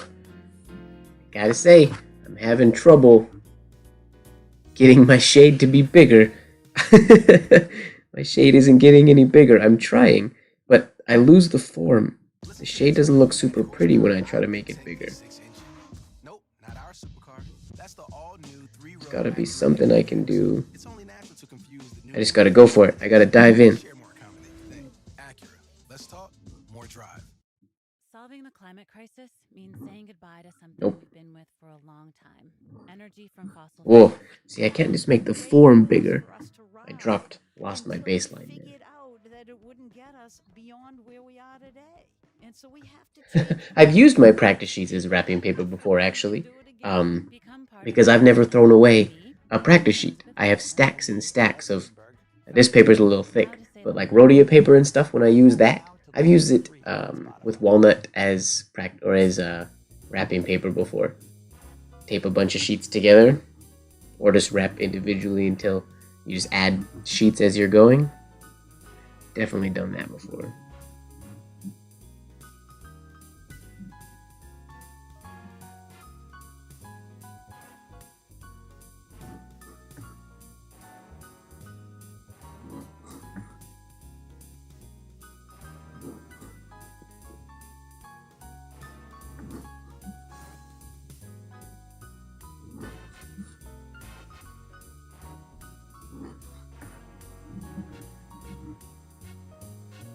Okay, this will be the last line of these, then I'll go on to something else.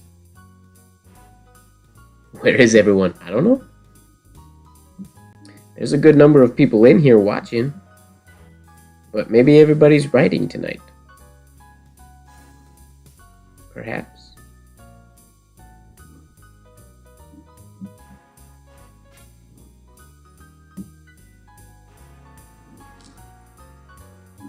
Oh. Off my baseline.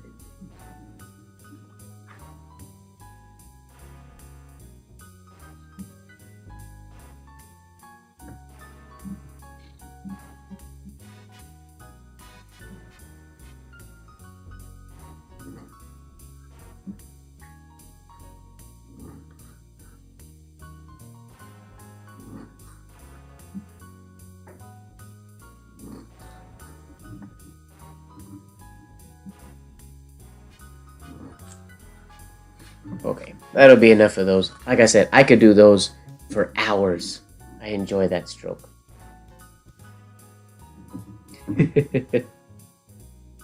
Writing is good. I mean, I shouldn't be the only one practicing, right?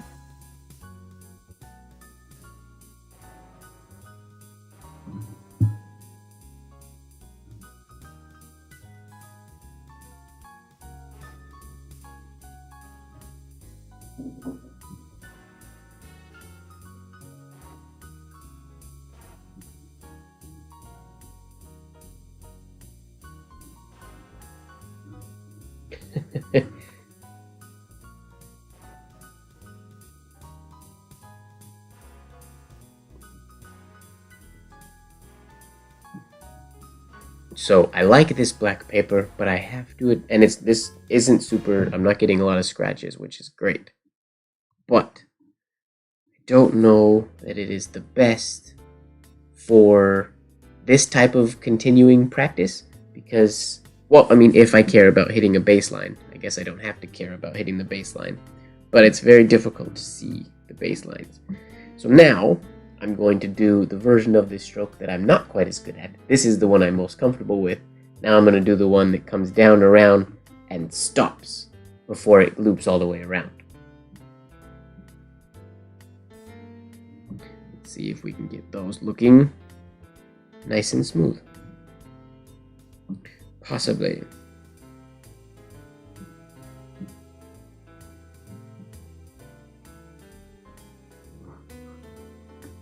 Ooh.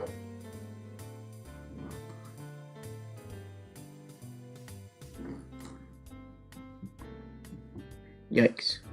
We lost it there a little bit.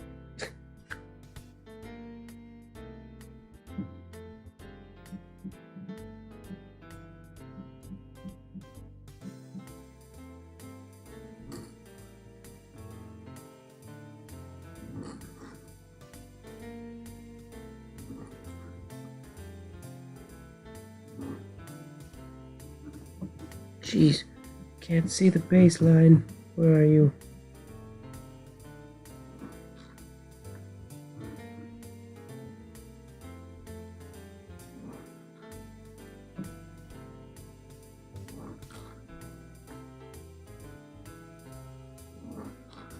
Starting my shades way too high. And my baseline is all over the place. When I do this one now, can't see it. Trying to find an angle. I mean, I can't write with my head way over here. That's the only place I can see it.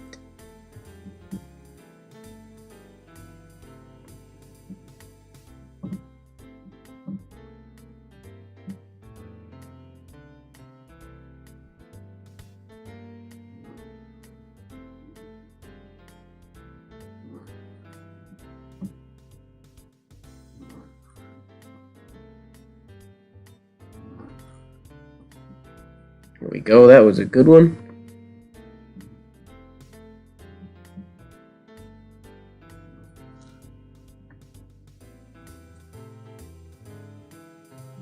Those last ones started to smooth out a little bit. Pretty alright.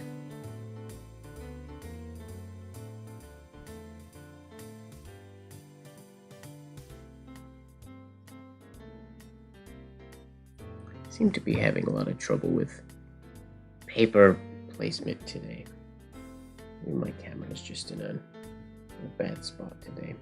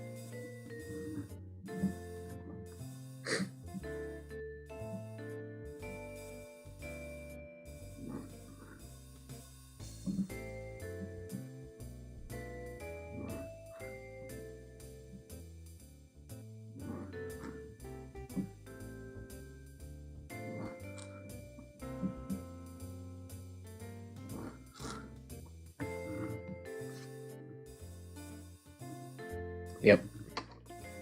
I might have to go back to the gray paper. I like the black paper, but I'm spending more time just because I'm recording a video. I feel like I don't want to be all over the sheet. I want to follow the guideline.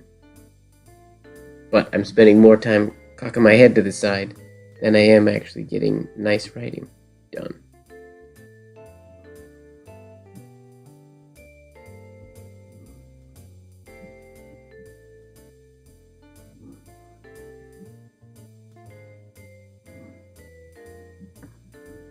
Yeah, I'm gonna go back to the gray.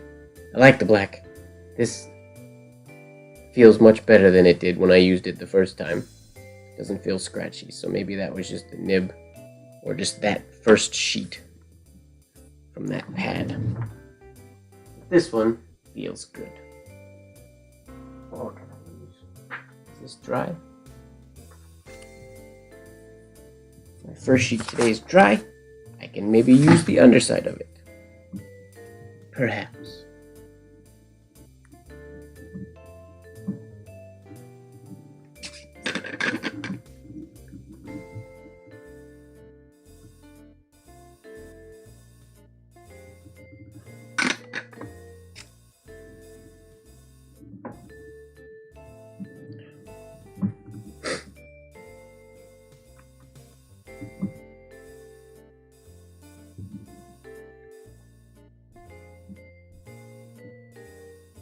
We'll do something a little more exciting next week, okay? I'll set a theme and do something next week. I just really wanted to practice this week.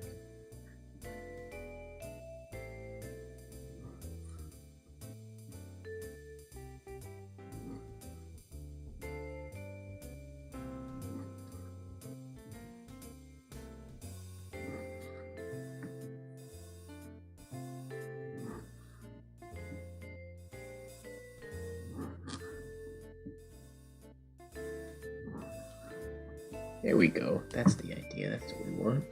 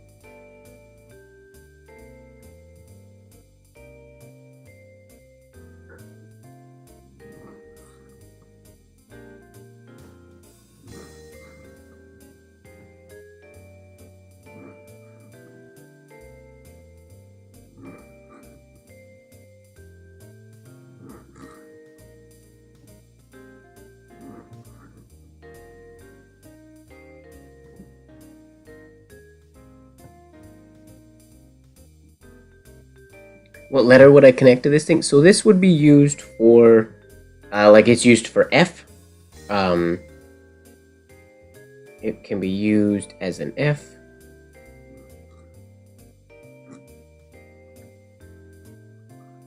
Like so, or also a T then. Or it could be used, if it doesn't stop here, it can be used as a P. Like so. For a traditional capital P, or what else? Technically, you could use mean, any stroke that has that can be an M, that variation of the M, or an N. That can be lots of different letters.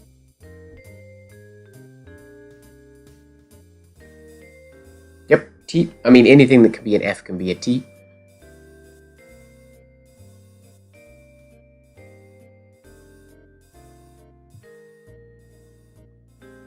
It's not used a ton of times. It's not the most common stroke, but I feel like it requires a lot of control and subtlety. And I feel like when you get it feeling good, like I said before, it's my theory, and I might be completely out to lunch and not know what I'm talking about. That is possible, but I feel like it helps other strokes, like capital stem strokes, like to build a capital stem, which is what we're going to do now. We're going to stray away from our compound curve stem. We've done a bunch of those. Now I'm going to do a capital stem. Now, the most standard one that we use the most versus the direct oval one that we did earlier. Whoops. Is the one with the horizontal entry oval. So what we're going to do this one is, I mean, the hardest part is going the downstroke into the shade. So we're just going to do a downstroke at half height into a shade. Just a really small shade. No entry, no anything. Just a shade on a pull stroke.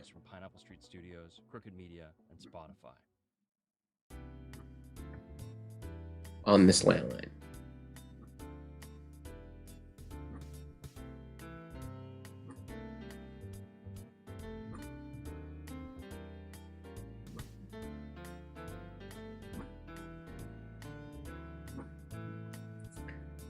I'm going to start now a little bit above the middle point.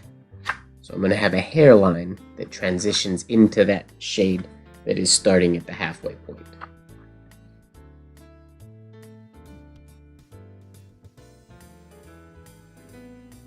But I'm not going to let myself shade above that halfway point.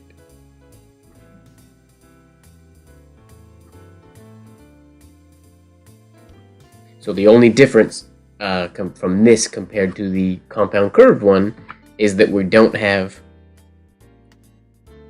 that compound from the right at the very beginning. And it's that little curve at the right that for some reason it's a lot easier to do a straight pull into the stem that goes this way without getting it potbelly. When you don't have that little right or left curve into it from the right side. When we add that curve, we end up going woo. We curve out of it as well. Whereas if we pull straight, we end up pulling straight along the slant line. At least that's, or along to the baseline to get a clean stem. At least that's what seems to happen to me the most. But it shouldn't be different because it is really the same thing. From the downstroke on the slant line, from then on, it is the same thing.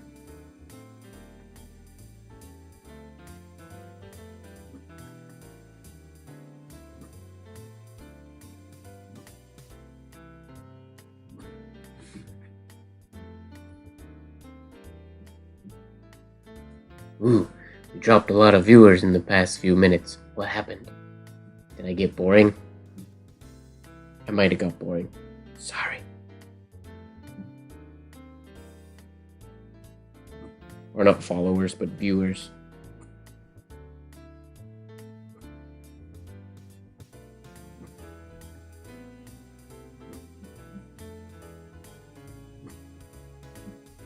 So now you can see these are ending not at a lot, but this is an issue that I have where I don't end flat along the baseline all the time. I continue going down. So either it ends up pushing down to the slant or to the baseline, or pushing down below the baseline. But that angle, I would rather that be flat like this one. Now it's going straight flat to the left and not slightly down.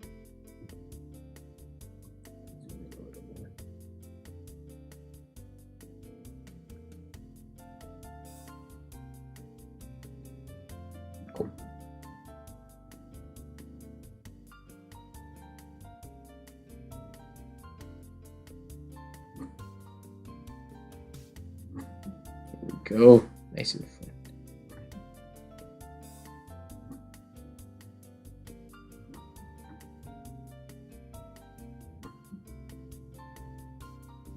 It's often a pretty easy fix to, good night, Marilyn. Sweet dreams. Thanks for hanging out. Take care of that hand.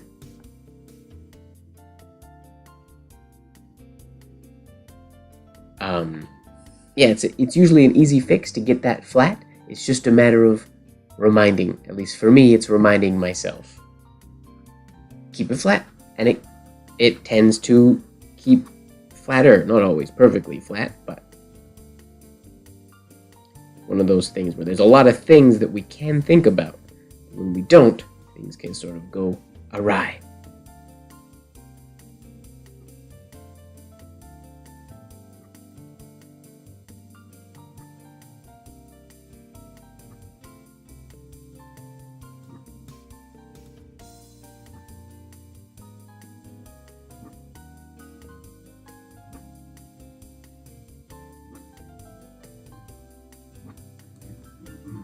Those are looking relatively decent.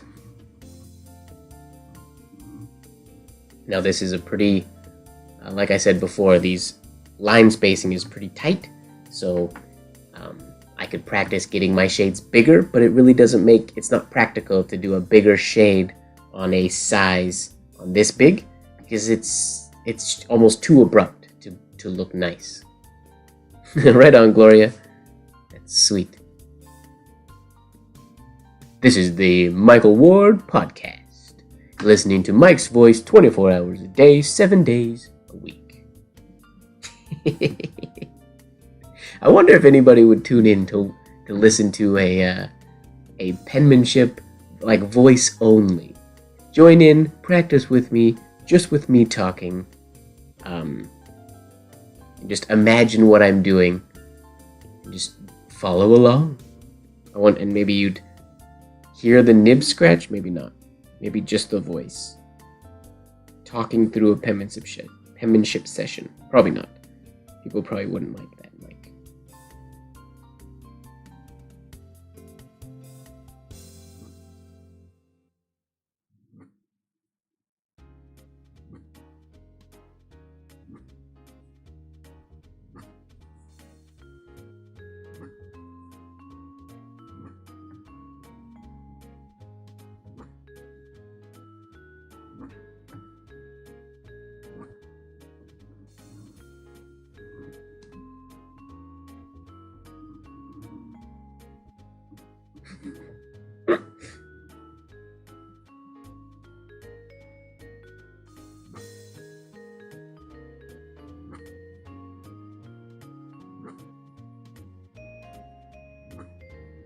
Ooh, that was a good one.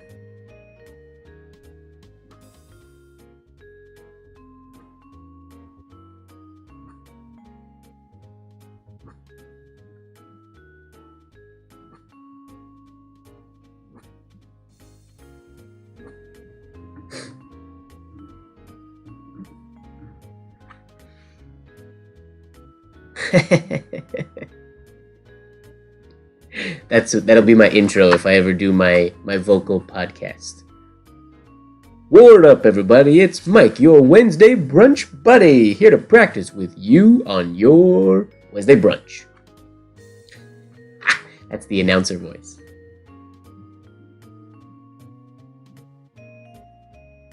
The radio voice. It's fun having a radio voice.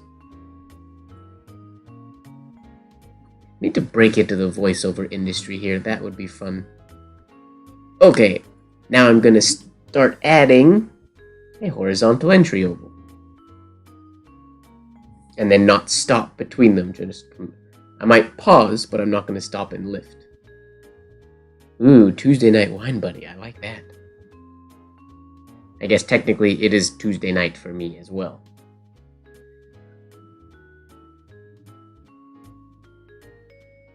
No wine for me tonight, though. I had a couple beers and a rye and coke a couple hours ago, or right before we started this session. I went out to eat with a buddy of mine, and had a couple drinks. Otherwise, I would I have an open bottle of wine. I think I would maybe pour a glass of wine tonight, but I'm not going to. Here, we'll go down a line. Why not? Okay, same thing. We want to keep that line nice and straight. Here we go. Stem. Now, personal preference, I like when the stem stroke goes over a little bit more, or when the stem stroke starts right at this point and they sort of meet up before it goes down. I'm not a huge fan of starting it later, most of the time, but that's often your arm is moving in a horizontal oval and it's whenever it drops down, so it's not usually a precise thing.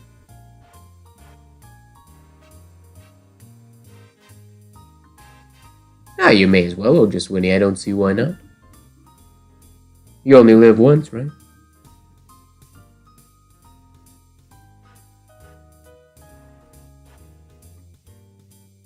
And then also you can see there I have a slight compound curve, which I don't want. Not sure why that happened, but it does happen from time to time. And it didn't on any of these other ones. So it's something about that going from the entry to the shade that comes into play. And there are strokes when you can have that. It's not like it's a bad thing, it's just not what I want right now.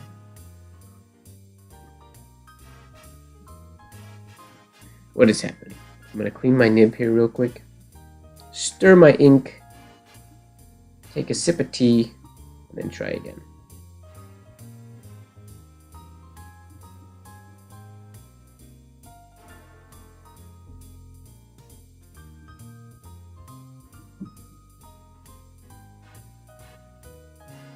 Alright.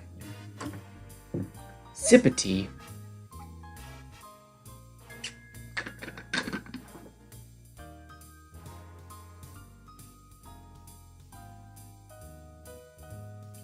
Next week, I'll join you for a glass of wine when we practice, Lori. You got it. Deal.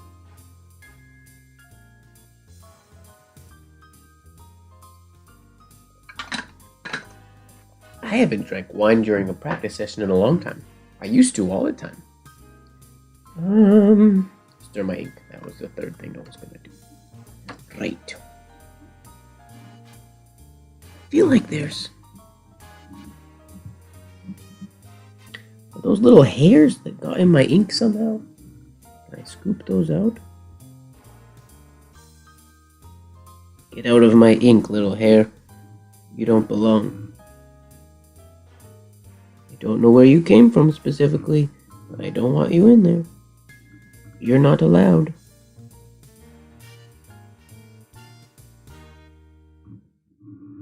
Here we go. Give that a quick stir. Did you know you could get $300 when you switch to RBC? $300? What's wrong with ours? It's been broken for months. You didn't notice. It seems fine. Whenever you hang your laundry on it? Exactly. Switching to RBC is easy. So easy that you can sign up with an advisor or online. Okay, and ink bill payments just stirred. by taking a picture. Nib Open an eligible cleaned. account by March 31st and get Mic $300. teed. Conditions apply. Let's continue. When you're bothered by your mobile company, you're bothered by everything. Like Jessie and her boyfriend Aaron. Aaron's mindless. My right hand hurts today. Hurt yesterday too. It's not to do with writing.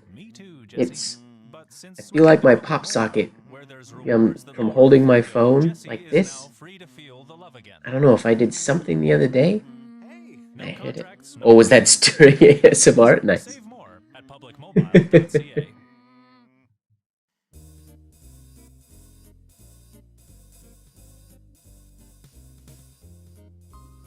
Now that I got the nib scratching working, I'll have to do a no-talking ASMR writing video. I won't do that on a live, but maybe I'll just post a video on my channel. It's ASMR practice session. It is just a lot of extra stirring and moving the paper around and nib scratchiness. Maybe. Just to be silly.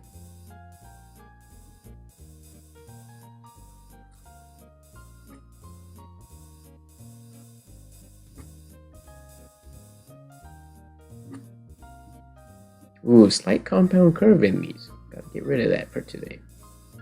Sometimes that's really pretty, but I don't want it today.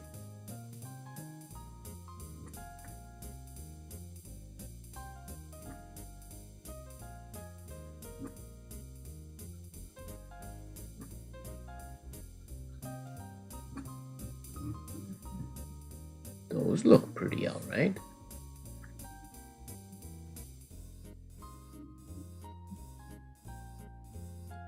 Yep, I've been on my phone a bunch. I don't know. It normally doesn't hurt unless I did something else. And just holding my phone hurts it. I don't know. But my hand, yeah, my right hand is sore the past couple days.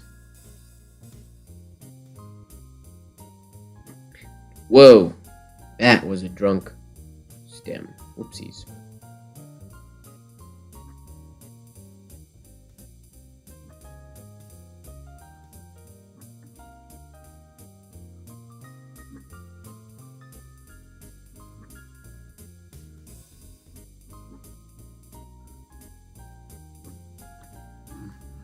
Practicing like this is a really great way to work on your constant slant as well.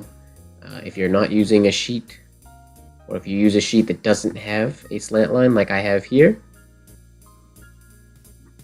it's really nice because you can easily look and you can see when you're on slant and when you're off slant.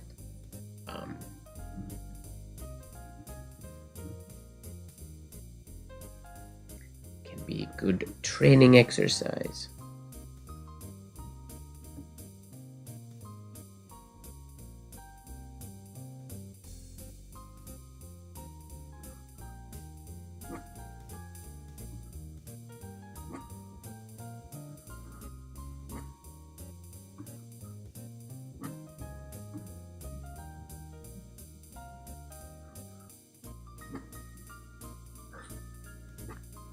Ugh, too aggressive.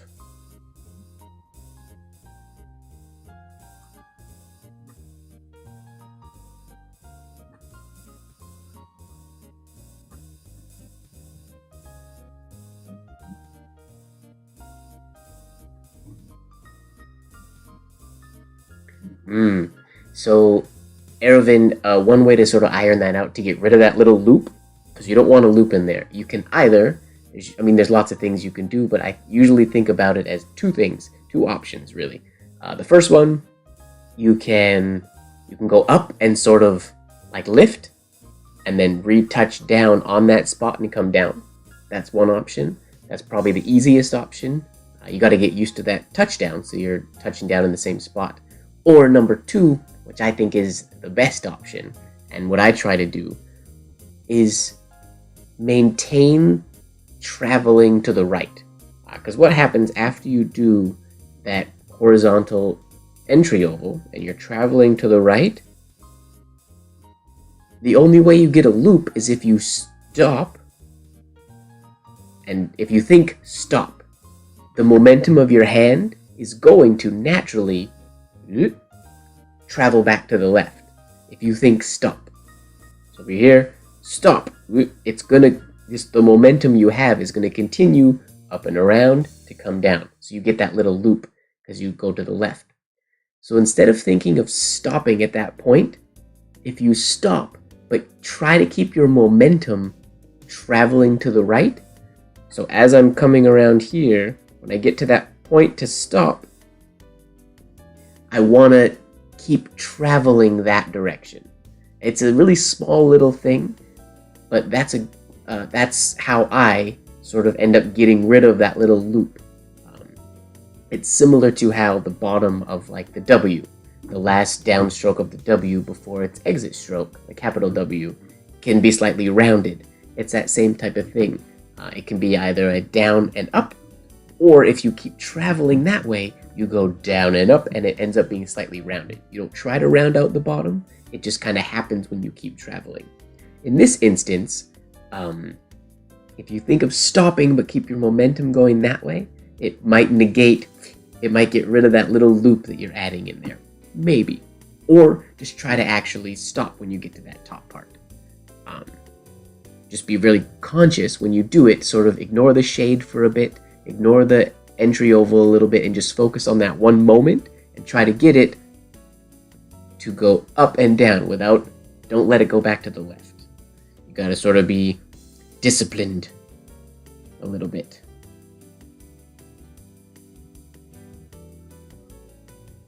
Whoa, I went right through a shade there and got a whole bunch of dry ink on my nib. Whoops, I shouldn't have let all that ink dry up there. Oh well, we'll do this line and then we'll continue through. Kind of makes a neat effect though. The negative hairline going through the shade. Whoops.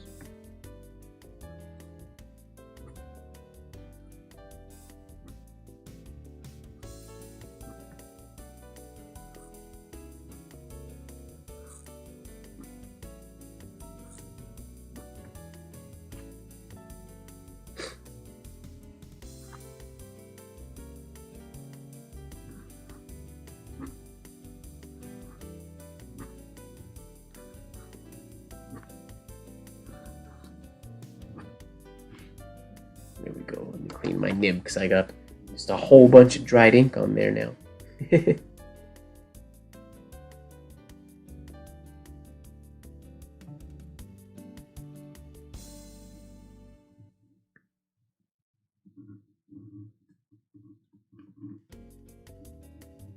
What stroke do I want to do next? I think that's enough capital stems for right now. I want to try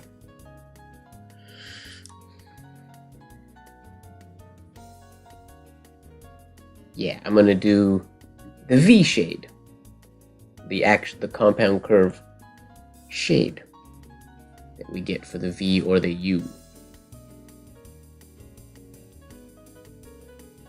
And in the books they do that up, down, up, down, up, down, up, down, shading each one. I'm not going to do that right now. I'm just going to do a bunch of V's, basically. One at a time. Starting at the baseline. So I'm going to come around here and up. Like that. Maybe I'll do that, like a U instead of a V, so this will just be an undercurve out.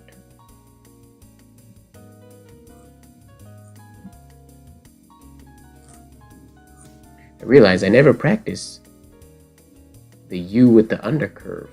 Very rarely. I always just do the V when I practice. Okay, I gotta extend this so it looks like an oval. And then this cuts in right about there.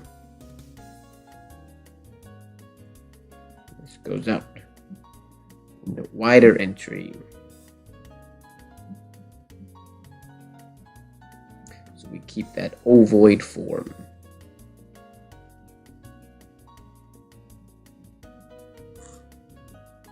Nope. That's not very smooth. Better.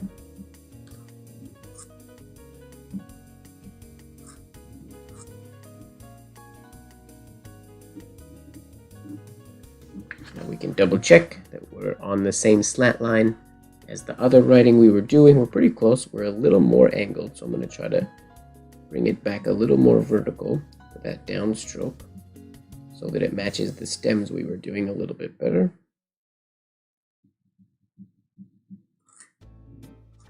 It's better. Ooh, smooth that out.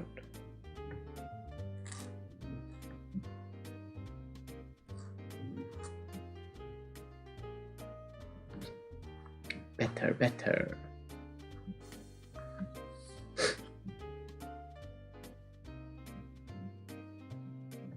But my entry is still super narrow. Gotta be round into that.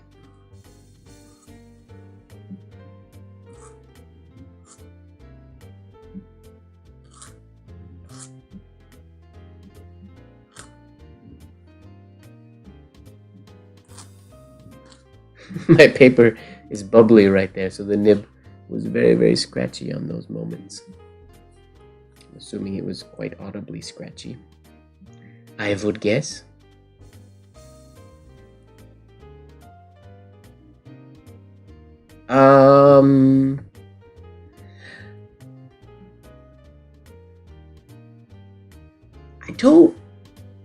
I want to say no, Aravind. And the reason for that, and don't quote me on this because I might be misquoting, but in a engrosser script compound curve shade, there is a point in the middle where it does maintain the thickness, meaning like when I'm coming around here, you get the curve,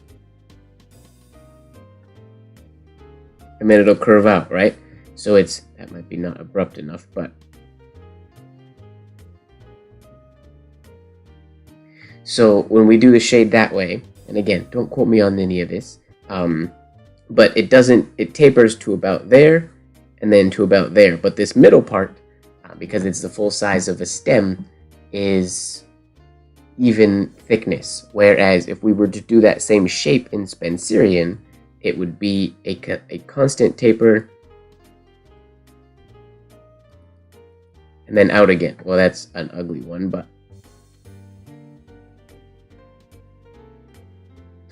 bad example.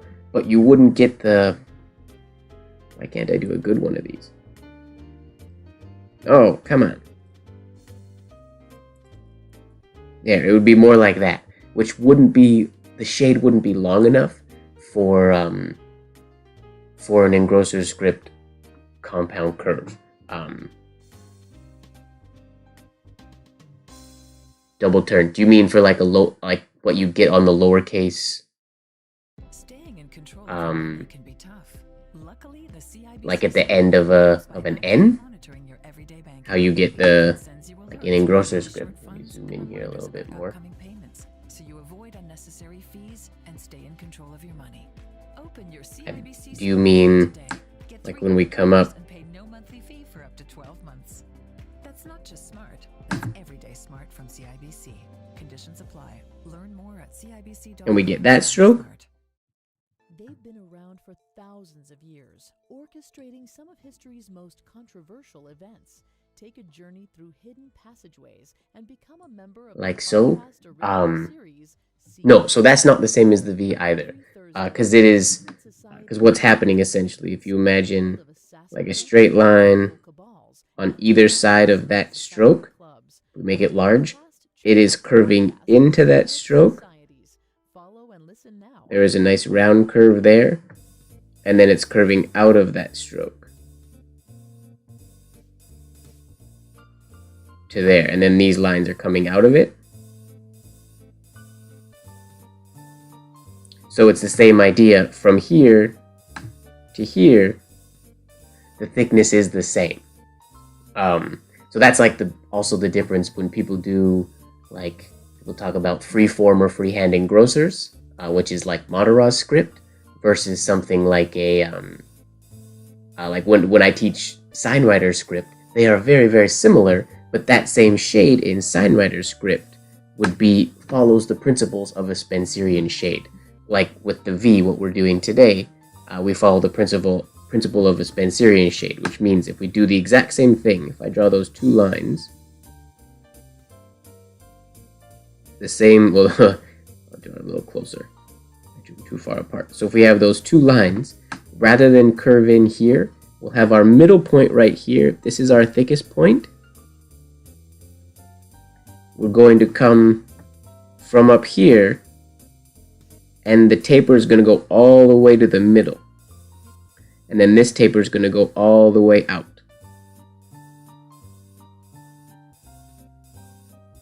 Right? So we're never keeping, it needs to be angled more. It would be more so like this for Spencerian, because it's a straight line down like so. I don't know if I'm explaining this very well.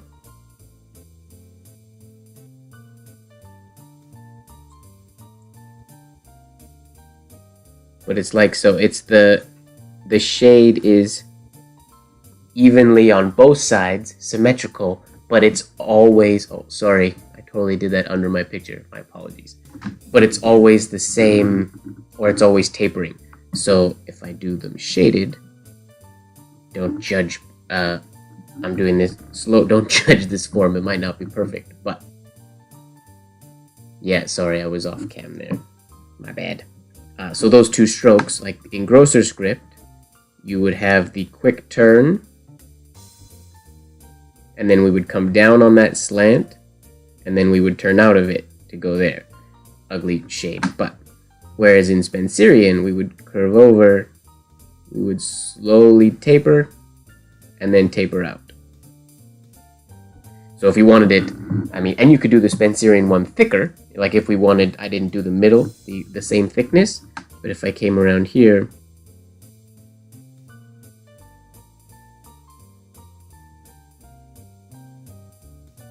and out, that would be my Spencerian.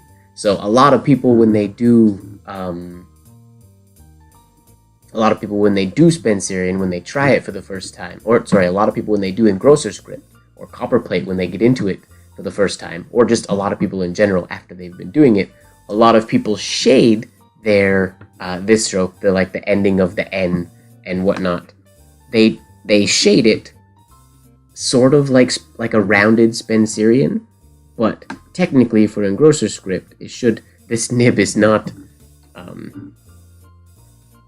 here, let me get a different nib here, a different pen, and I can give maybe a better example. This pen should be better suited, there we go. Angle-wise. Because, again, I'm doing these also I'm still writing at a 48-degree slant line or something like that, so in grosser script wouldn't be this slanted, but that's just how I'm writing today. So yeah, it would come up, you would round into it, and you would keep that line straight until you taper out. Like so, in grosser script. Whereas doing that same thing in Spencerian, thick like that, it would have, like this one's not as abrupt as this one, so it's a variation, but you would do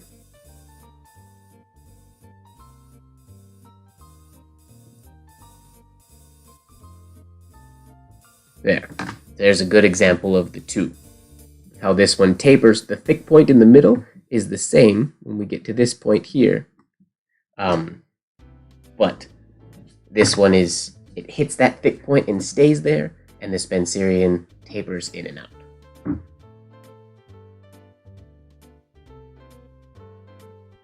There was a over-specific answer to your question. But good question.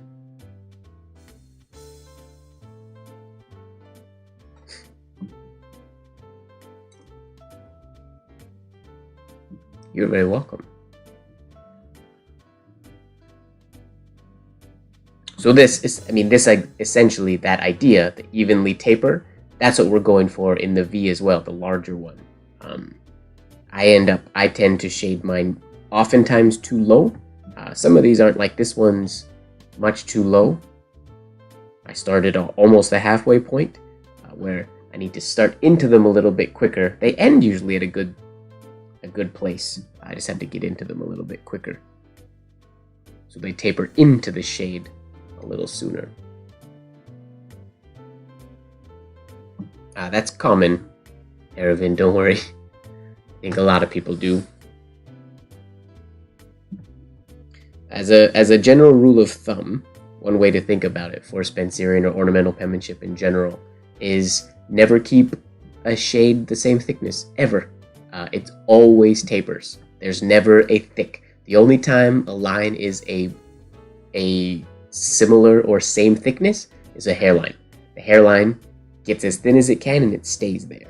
And then it tapers and tapers out and stays at a hairline. It never goes to a shade and stays at a shade. Sometimes accent shades will be extended quite long, but that's because they're not shaved. They're just, the movement and weight is creating like an enhancement. So it's not like thickening and holding. It's just sort of, it's a taper, but it's just a long taper because it's created usually out of flow and movement rather than creating a small shade most of the time.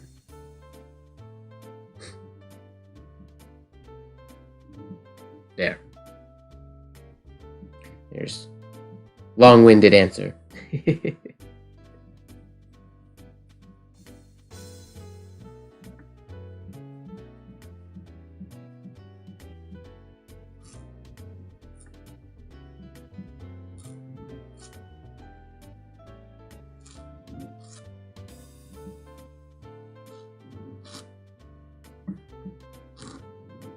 Whoa. See, I'm trying to start sooner than that one just started sooner, which is what I wanted, but then I tapered out so much faster.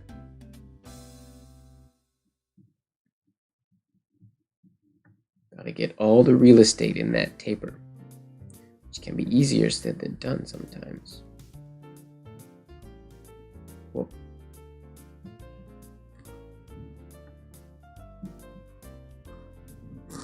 Nope.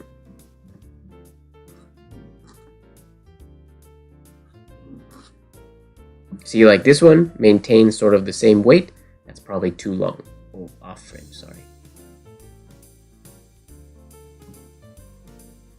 That one probably needs more taper to it. And it's also way too angled. I've lost my 48 here.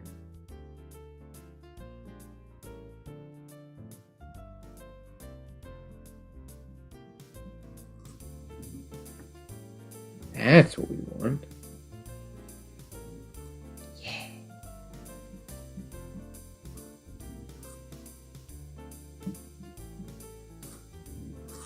Booyah! Oh, I ruined it with the pointy ending on that one, but those ones were good. That was a good flow.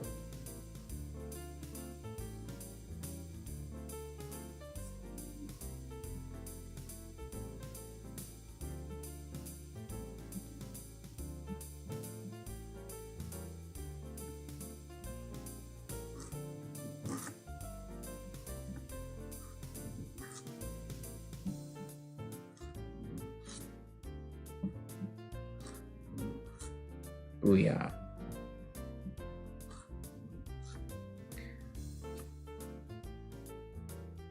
Oh, I think we got something going here. Oh, let me zoom out again. From my little mini engrosser script lesson.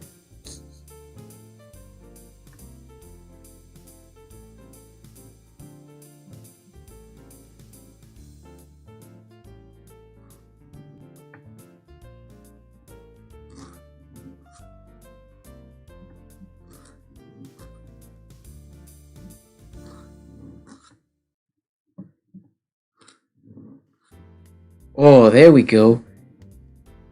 Yeah, that is by far the best one on this page. That is a good one. Oh, and I did it off frame. Shoot. Sorry, that is a really good one. Notice the difference in the taper out. The taper in on all these ones is pretty similar. It's a nice taper in. It's happening, it could happen a little sooner, but it's not bad. Now, if you compare the taper in to the taper out is tapering, so my turn is happening on a hairline, but just. The bottom is a little too stopping and going into hairline, similar to how like the engrosser script goes really quickly and then out. So that one though properly keeps going into hairline on the downstroke before it turns up, which is something I need to do more. I'm happy with that one. Sorry that I was out of frame. You guys didn't get to see it. Well, good night, Lori. Thanks for hanging out. I don't know if I'm going to get into the blacklight today. I'm pretty tired. I think I'm going to go I'll go right until before midnight today, but I'll let you guys know right now. I'm not going to continue into the blacklight today. Sorry.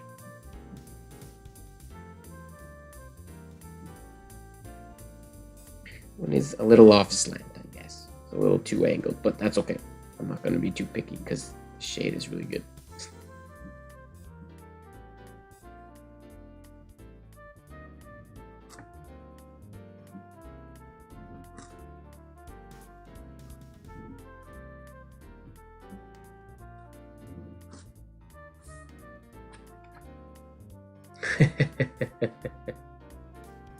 Sorry, Ojo Swinny. I'm tired today. I'm worn out. And I actually don't have any of the blacklight paper at hand. I normally do. So it's just going to make the transition to the blacklight party quite not smooth. So I will hold that.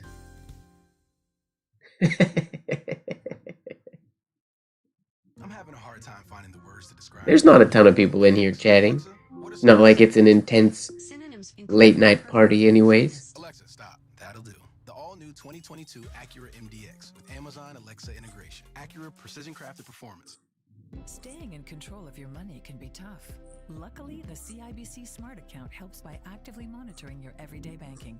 It even sends you ruined the alerts when you bottom. may be 2 short point. funds and reminders about upcoming payments, so you avoid unnecessary fees and stay in control of your money. Open your CIBC Smart Account today. Get $300 and pay no monthly fee for up to 12 months. That's not just smart, that's everyday smart from CIBC. Conditions apply. Learn more at cibc.com. You blame the phone knob, my pop socket. Good night, Lori. It's not the pop socket's fault. My hand doesn't hurt when I write. It's funny, that's like all body pains and everything sort of go away when I write because I'm in such a neutral position. So it's not the pop socket's fault. You're talking about? That's crazy. It's like a Geiger counter for the sun. Cool. Tap now to listen to Pitchline Bonanza from the pit. Ooh, that was a really good one too.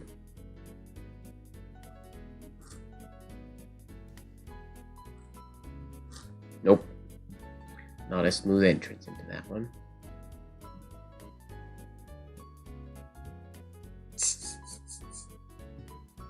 No party this week. I don't have energy to party. Sorry.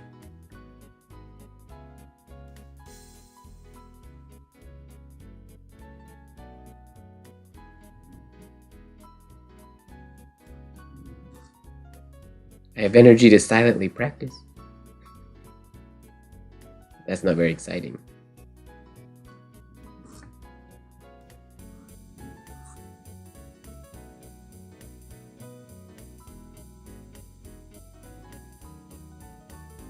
How do I keep the right posture for hours? If I don't, my body hurts. And also, posture's such a big conversation in so many calligraphic classes and whatnot.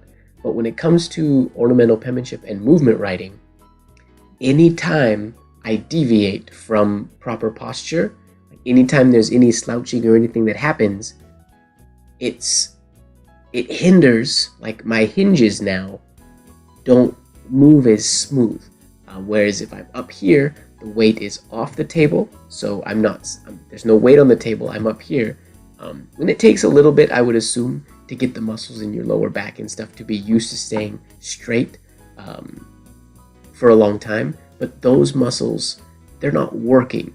The reason that hurts at the beginning, I think, for a lot of people is because we're used to slouching and just letting those muscles be lazy because we're not trained, really, to have good posture at all anymore in society, in the world. But once you get used to holding a nice posture, this is neutral. Like, this is a comfortable position. And yeah, like when I design signatures and stuff, and when I'm drawing or doing slower Spencerian, my posture is not this nice. When I do other forms of writing, I get more, I'll be like this when I'm designing, or if I'm doing engrosser script. I keep a flat back. That's one of the biggest things to remember. Even when I slouch, like if I go down to the table, I'm like this, but my back, it's not, like nothing is rounded. I'm never like this, it's still flat. I'm just bent into the table with still maintaining good posture. And then, but yeah, with movement writing, I need to be up here so everything can flow nicely. Otherwise, the muscles are restricted, and it ruins the writing, basically. It ruins the flow of everything. So, the better my posture can be, the better my writing's going to be. So I train myself to have good posture. And the only way to do that is just constant reminder. Posture, posture, posture.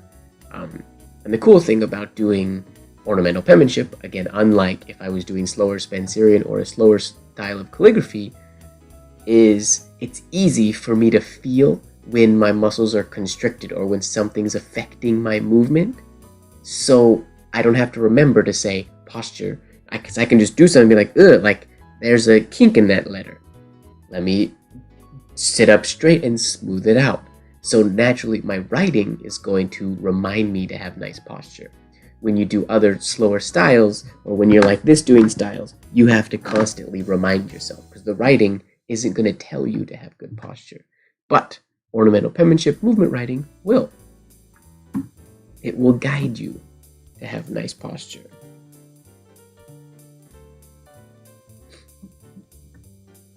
Okay, now we're going to do some V's, so different exit stroke. Same entry stroke, but we'll end it with a compound curve instead.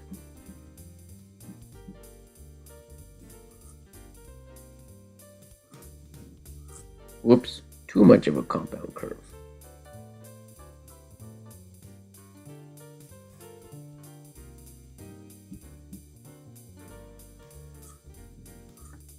Nope, that's not a compound curve.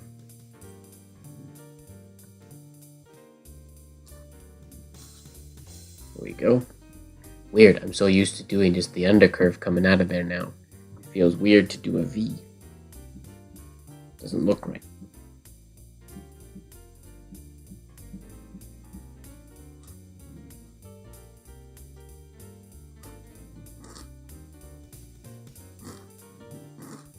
Whoops. Shade too low. Well, these aren't very nice V's. Oh, I definitely slouch when I foil. And I've shown people, like, when I'm designing signatures, like my head rests on my head when I'm writing, and I'm here. My back is still flat. I don't really like hunch all that much, but I get pretty low to the table most of the time. I try not to let my shoulders slouch too much, because that gets painful. So it's less slouching and more just getting closer to the table. But I definitely have much lazier posture when I do any other style of drawing or writing or foiling or anything else. I wish I could foil with beautiful posture, but I just don't have the control when I go slow up here, because nothing is grounded enough. For me yet, anyways.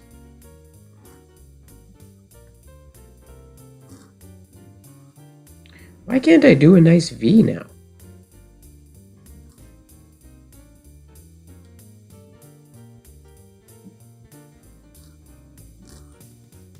Almost. Oh, went behind my head. Yep. Oh, that one. Yeah, fully like this, writing like this. That's a comfortable... I do that all the time, but... So, as an example, just to show, since we're talking about that. Again, posture-wise, because when I'm doodling and doing stuff, I do that a lot. But my chair, I drop my chair down, all the way down. I do wish this chair could go a little bit lower, but that's alright. So I drop down, my chin sits in here, and I write on my foil. My back is flat. I'm not like this. My back is still flat. My chair gets pushed out, so I'm in this position. And this I find really comfortable. My shoulders are a little bit tucked in, but they're resting. So there's no, like, it's not actually slouching. Like if my back was rounded, this would be, then there'd be a lot of tension in here, and my lower back or my back would get really sore, stretched like that. But when I'm flatten my back, keep my shoulders low, and here, the shoulders shrug a little bit just because I'm getting close to the table. They kind of have to. But the back is neutral, so I'm leaning. But it's still, when people see me, because I'm known as such a posture person, people will always react when they see me in these positions, because it is a comfortable position. I totally forgot that I showed that on a live, or on a, was that a live video? That must have been on the live, when I showed that, the live foiling video, on my chin. It's a comfortable place to chill out. I don't think I ever realized that I did that. It's like the day I realized when I was designing signatures and my hand was resting, I was holding my eraser in this hand, and then I was drawing like this with my eraser up here, so I would take it, erase, and then put it back in that hand while I was drawing with my other hand. And it totally looks like horrible posture. But it works.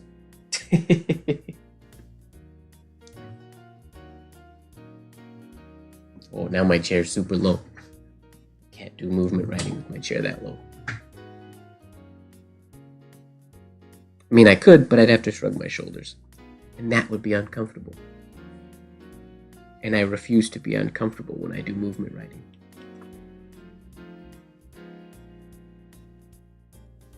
Now my nib is acting up. What's going on here?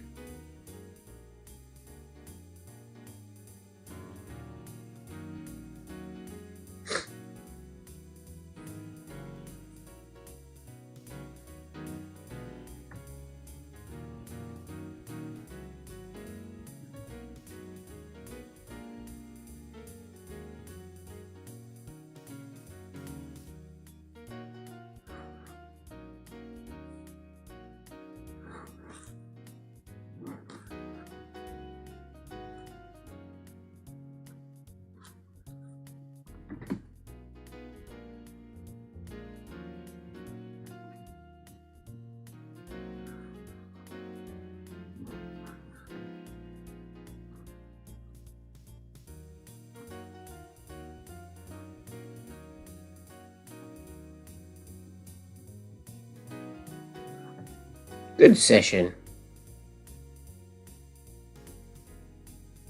Oh no! What's wrong, Arvin? That means it's over? Is that what your oh no is referring to? I ruined the full page of just practice writing?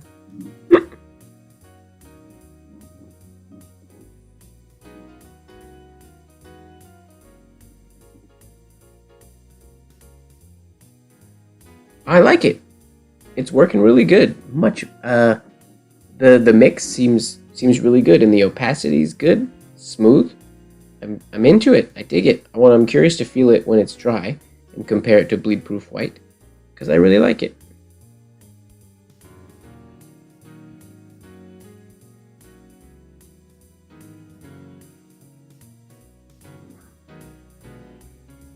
Whoa, why did I make that so tall? Oh no, that's the same size as the G. I guess that looks so big.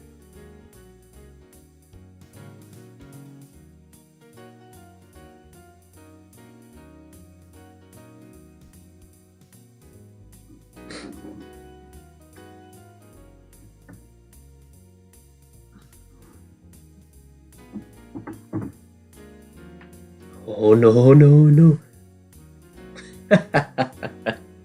I mean, I thought about writing Goodnight after I wrote the good, but I was intending to write Good Session. But it is pretty much nighttime. It is pretty much go time. We only got, what was that, 6, 7 more minutes before I'm gonna cut it off. That was a good practice session. What to do next week? I won't do this again next week. I'll keep these sessions to myself. Maybe I'll do some of these just random practice sessions on Instagram Live, because they're less teachy and spectatory and more just me practicing, hanging out with people.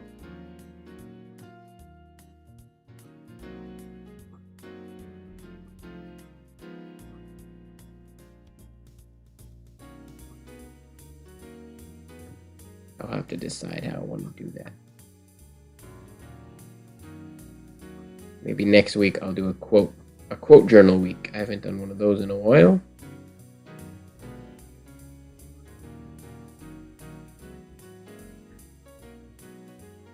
Maybe, maybe?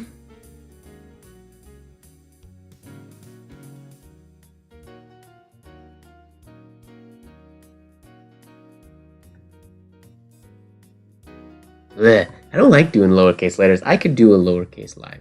I don't like the lowercase letters, though. I'm no good at them.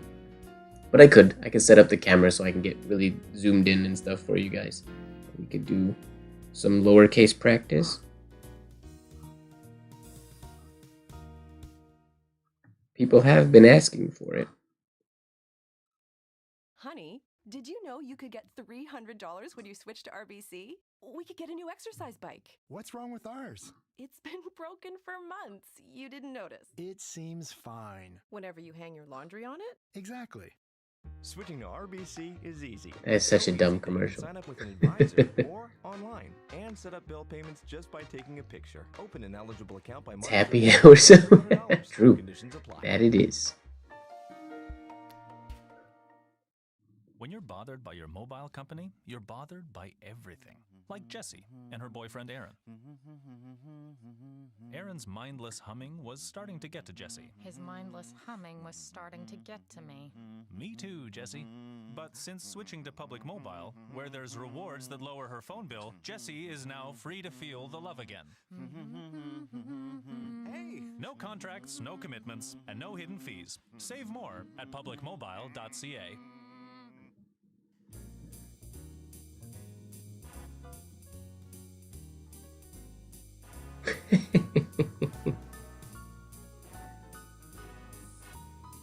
Oh, a whole live of lowercase letters. What would we do? Just words? I don't know that I like lowercase letters enough to do lowercase letters for an entire live. You don't think people will get bored?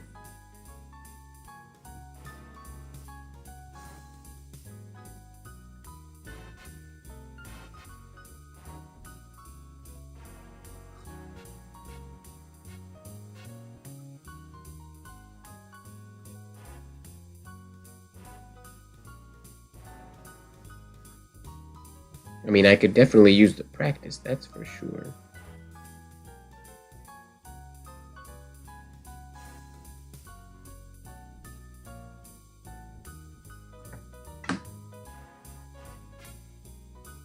Cross-dress.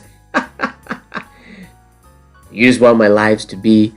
They're just gonna be the same as Pajama Fridays for you then. Or Pajama Saturdays, or whatever day of the week it is.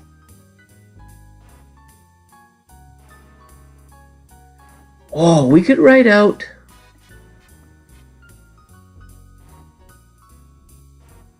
I could do like a story. That would be interesting. If I wrote like a long poem or a long story and wrote the whole thing.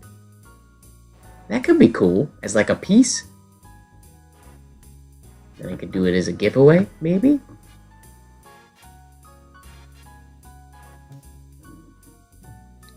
Sure you can, Gloria. Well, if you can't write small now, you'll be able to write small one day. It'll come. You get used to it. But I think a story could be pretty cool. I'd have to pick one.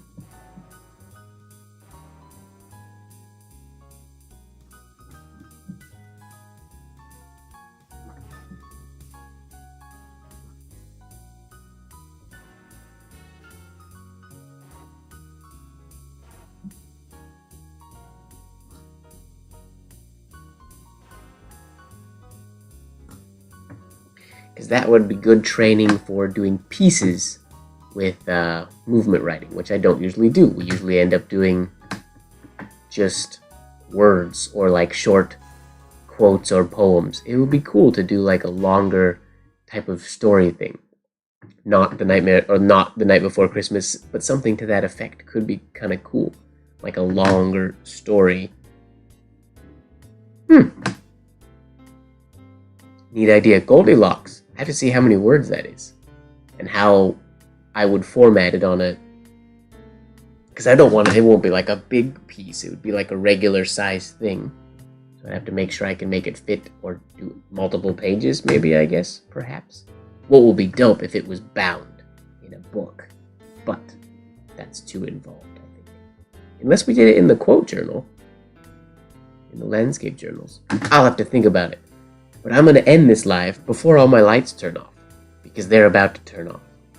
And,